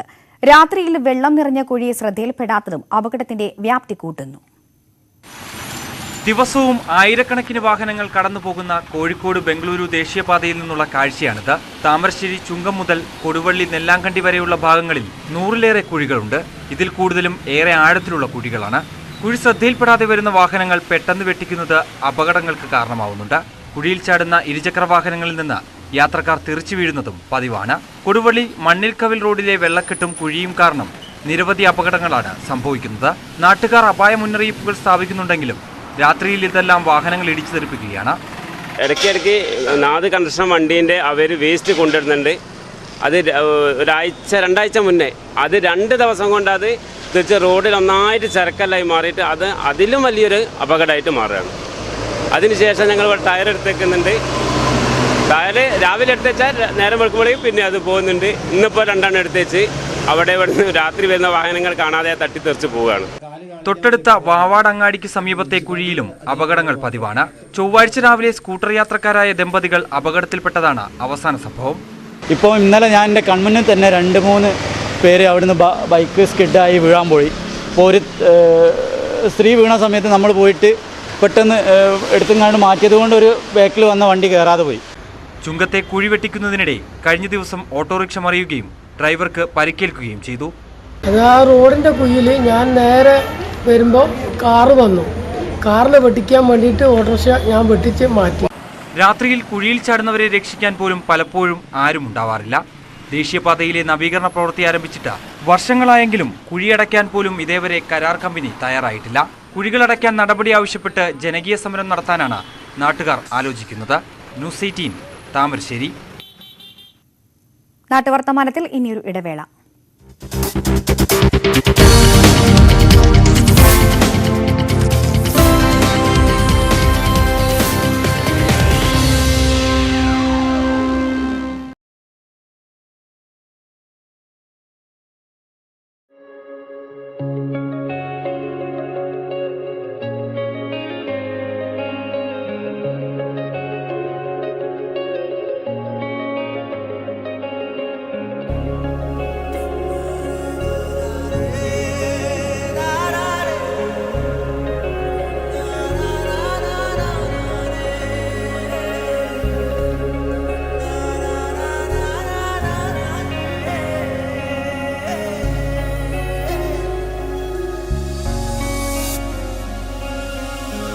സിന്ദൂരം ചാർത്തുന്നു ചെമ്പകപ്പൂമുറ്റം, പിന്നിളം പാലാണോ മന്ദാരപ്പൂന്തോട്ടം, കുഞ്ഞാറ്റ കുരുവിയും പൊൻതിങ്കൾ കുസൃതിയും നന്മതൻ തേടും പൂളനാള.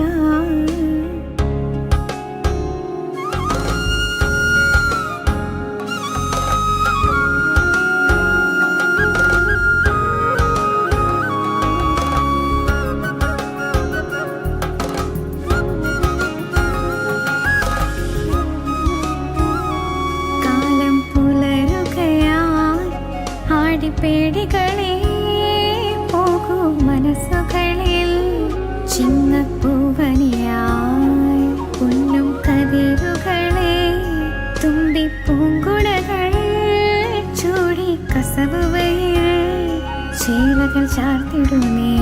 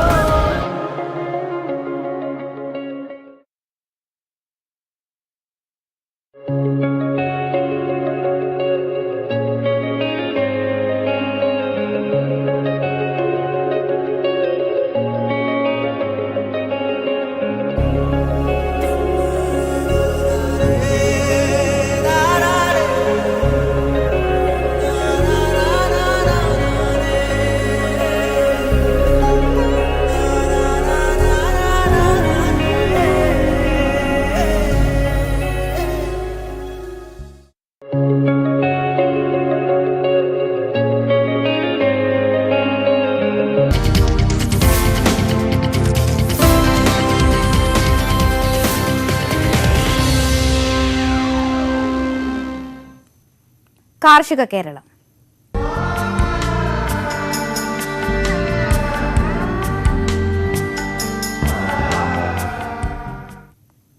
ഓണക്കാലത്തെ വരവേൽക്കാൻ പാട്ടത്തിനെടുത്ത ഭൂമിയിൽ പച്ചക്കറി കൃഷി ചെയ്യുകയാണ് കണ്ണൂർ ആലക്കോട് നെല്ലിപ്പാറയിലെ അജയൻ എന്ന കർഷകൻ. പയറും മത്തനും മഞ്ഞളുമെല്ലാം ജൈവരീതിയിലാണ് അജയൻ ഇവിടെ വിളയിക്കുന്നത്. കർഷക കുടുംബത്തിൽ ജനിച്ചതിനാലാകും അജയന് കൃഷി ജീവനാണ്. വലിയ വരുമാനം പ്രതീക്ഷിച്ചൊന്നുമല്ല അജയൻ കൃഷിയിലേക്ക് ഇറങ്ങിയത്. 6 വർഷമായി അരങ്ങം മഹാദേവ ക്ഷേത്രത്തിന്റെ പാട്ടഭൂമിയിലാണ് കൃഷി. കഴിഞ്ഞ വർഷം അപ്രതീക്ഷിതമായുണ്ടായ മഴയിൽ 10,000 രൂപയുടെ പയറും പടവലവുമെല്ലാം നശിച്ചു. കൃഷി വകുപ്പിൽ നിന്നും നാമമാത്രമായ ധനസഹായമാണ് അന്ന് ലഭിച്ചത്. എന്നാൽ തോറ്റു പിന്മാറാൻ അജയൻ തയ്യാറല്ല. ഈ വർഷം ചെയ്ത കൃഷിയിൽ നിന്ന് നല്ലൊരു വരുമാനം ലഭിക്കുമെന്ന് അജയൻ പ്രതീക്ഷിക്കുന്നു. ഓണത്തിന് വിളവെടുക്കാമെന്നുള്ള രീതിയിലായിരുന്നു ഞാൻ മത്തനും പയറും കൃഷി ചെയ്തത്. പക്ഷേ അടമഴയൊക്കെ ആയി കാരണം മത്തനൊക്കെ പകുതിയും കേടുവരാൻ തുടങ്ങി. എങ്കിലും ഓണത്തിന് കുറച്ച് മത്തനും പയറും ഏകദേശം ആയി. ഇന്ന് ഫസ്റ്റ് വിളവെടുത്തായിരുന്നു ഞാൻ.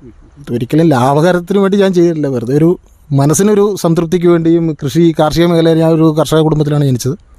അപ്പോൾ അന്ന് പോലെ എനിക്കൊരു കൃഷിയോടൊരു താല്പര്യം ഉണ്ടായിരുന്നു. എല്ലാ കൊല്ലവും ഇങ്ങനെ ഒരു മാനസികമായിട്ട് നമുക്ക് കൃഷിയോടുള്ള ഒരു താല്പര്യം കാരണം ലാഭനഷ്ടം നോക്കാറില്ല. കഴിഞ്ഞ കൊല്ലമൊക്കെ വളരെ നഷ്ടമായിരുന്നു. കപ്പയ്ക്കൊന്നും വിലയില്ല. ഫുള്ള് കപ്പയുണ്ടായിരുന്നു. 11 രൂപയ്ക്കൊക്കെയാണ് കപ്പ കുറച്ച് കൊടുത്തത്. മുതലായിട്ടില്ല. ഈ കൊല്ലം മാറ്റിയൊരു കൃഷി ചെയ്തു നോക്കുന്ന കാലാവസ്ഥ ഒത്താൽ മെച്ചമുണ്ടാകും. മത്തൻ വിളവെടുപ്പിന് പാകമായി കഴിഞ്ഞു. ഒരാഴ്ചയോടെ പയറും വിളവെടുക്കാം. ഓണമാകുമ്പോഴേക്കും പച്ചക്കറികൾക്ക് ആവശ്യക്കാർ കൂടുമെന്നതും അജയന് പ്രതീക്ഷ നൽകുന്നു. മഴ ചതിച്ചില്ലെങ്കിൽ മഞ്ഞൾ കൃഷിയിൽ നിന്ന് നല്ലൊരു വരുമാനം ലഭിക്കും എന്നത് തന്നെയാണ് അജയൻ കരുതുന്നത്. ഇടവിളയായി മരച്ചീനിയും കൃഷി ചെയ്തിട്ടുണ്ട്. മുൻകാലങ്ങളിൽ കൂട്ടുകൃഷിയായിരുന്നുവെങ്കിൽ 2 വർഷമായി ഒറ്റയ്ക്കാണ് കൃഷി ഇറക്കിയിരുന്നത്. അജയന്റെ കൃഷിരീതി കണ്ടുപിടിക്കാൻ ഒട്ടേറെ പേരാണ് അരങ്ങം സബ്സ്റ്റേഷൻ പരിസരത്തെ കൃഷിഭൂമിയിൽ എത്തുന്നത്. മുൻ വർഷങ്ങളിൽ കൃഷിവകുപ്പ് ചില സഹായങ്ങളൊക്കെ ചെയ്തിരുന്നുവെങ്കിലും ഇത്തവണ കിട്ടാത്തതിന്റെ പരിഭവം അജയനുണ്ട്. മലയോരത്തെ ഓണച്ചന്തകളിൽ ഇത്തവണ അജയന്റെ ജൈവവിളകളും സ്ഥാനം പിടിക്കുമെന്ന് ഉറപ്പ്. News 18 ആലക്കോട്. തുമ്പയും മുക്കൂറ്റിയും കമ്മലുപൂവുമെല്ലാം മുറ്റത്തെ പൂക്കളങ്ങളിൽ നിന്ന് ഇല്ലാതായി തുടങ്ങിയിട്ട് നാളേറെയായി. ഇക്കാലത്തും പഴമയിലേക്ക് നമ്മളെ കൂട്ടിക്കൊണ്ടുപോകുകയാണ് ആലപ്പുഴയിലെ സുനിൽ എന്ന കർഷകൻ. ഒപ്പം നാട്ടുപൂക്കളുടെ വ്യാവസായിക പ്രാധാന്യവും അദ്ദേഹം മനസ്സിലാക്കി തരുന്നു. ഈ റിപ്പോർട്ടോടെ നാട്ടുവർത്തമാനം പൂർത്തിയാകുന്നു. നമസ്കാരം.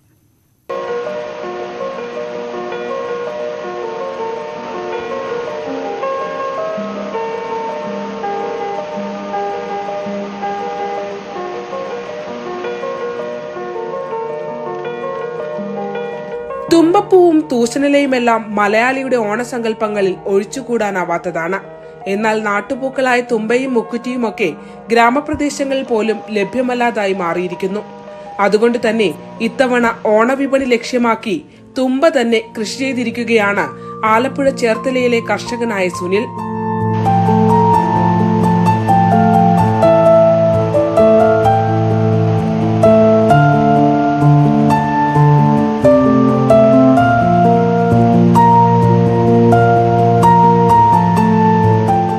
പതിവ് ശൈലിയിൽ ബന്ദിയും വാടാമല്ലിയും ഒക്കെ തോട്ടത്തിലുണ്ടെങ്കിലും വടക്കൻ കേരളത്തിൽ ഓണത്തപ്പൻ ഒരുക്കുന്നതിൽ തുമ്പപ്പൂവിനുള്ള പ്രാധാന്യം മനസ്സിലാക്കിയാണ് കൃഷി.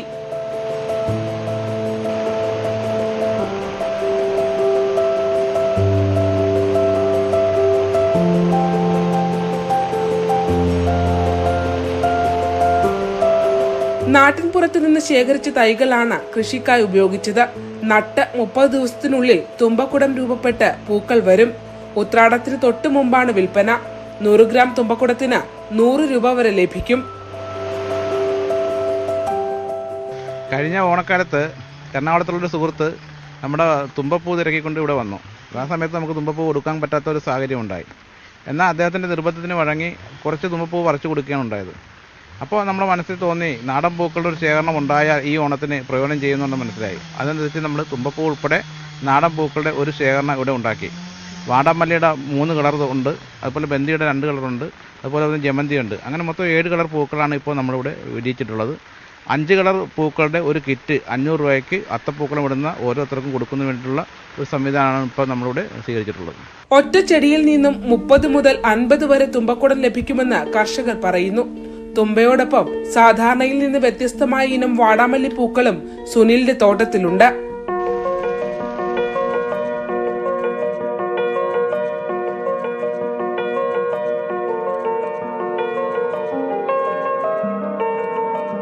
കഴിഞ്ഞ തവണ തുമ്പയ്ക്ക് അപ്രതീക്ഷിതമായി ഉണ്ടായ ആവശ്യമാണ് ഇത്തവണ വ്യാവസായിക അടിസ്ഥാനത്തിലുള്ള കൃഷിയിലേക്ക് നയിച്ചത്.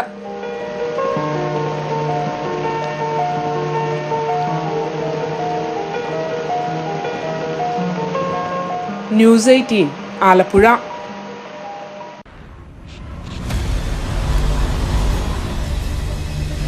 Zeppe and News18 Network present Crypto Simplified.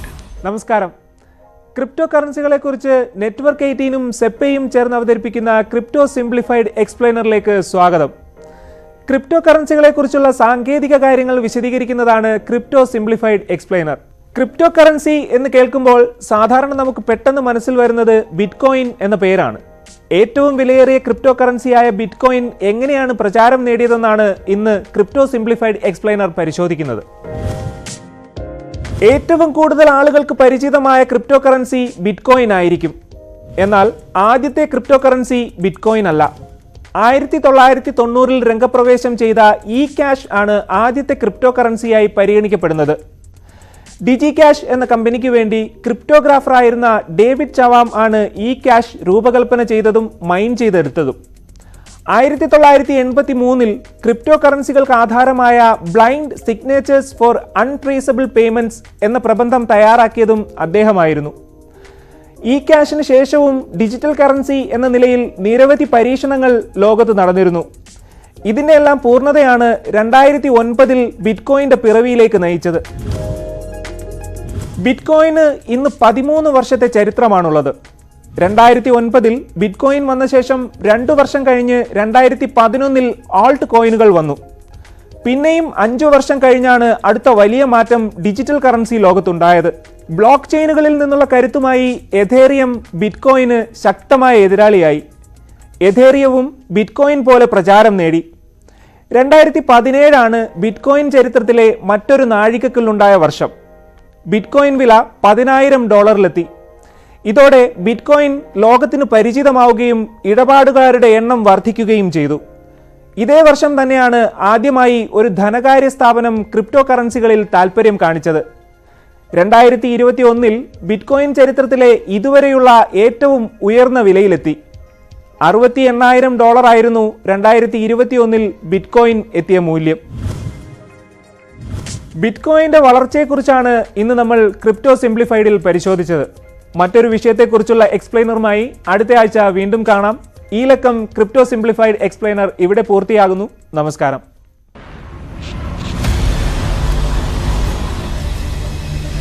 Zeppe and News18 Network present Crypto Simplified.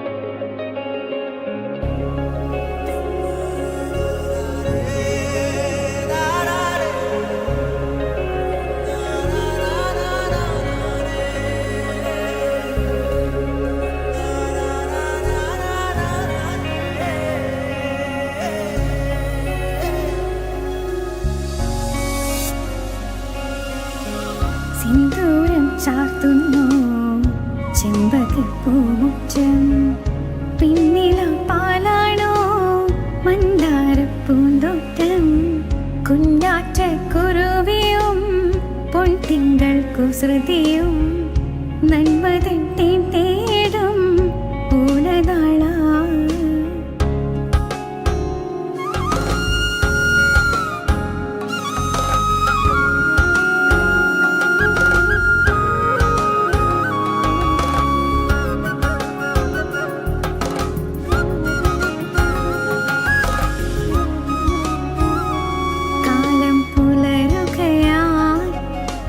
പേടികളെ പോകൂ മനസ്സുകളിൽ ചിങ്ങപ്പൂവനിയായി പൊന്നും കതിരുകളെ തുമ്പിപ്പൂങ്കുളകൾ ചൂടി കസവുവയിൽ ചേലകൾ ചാർത്തിടുമേ.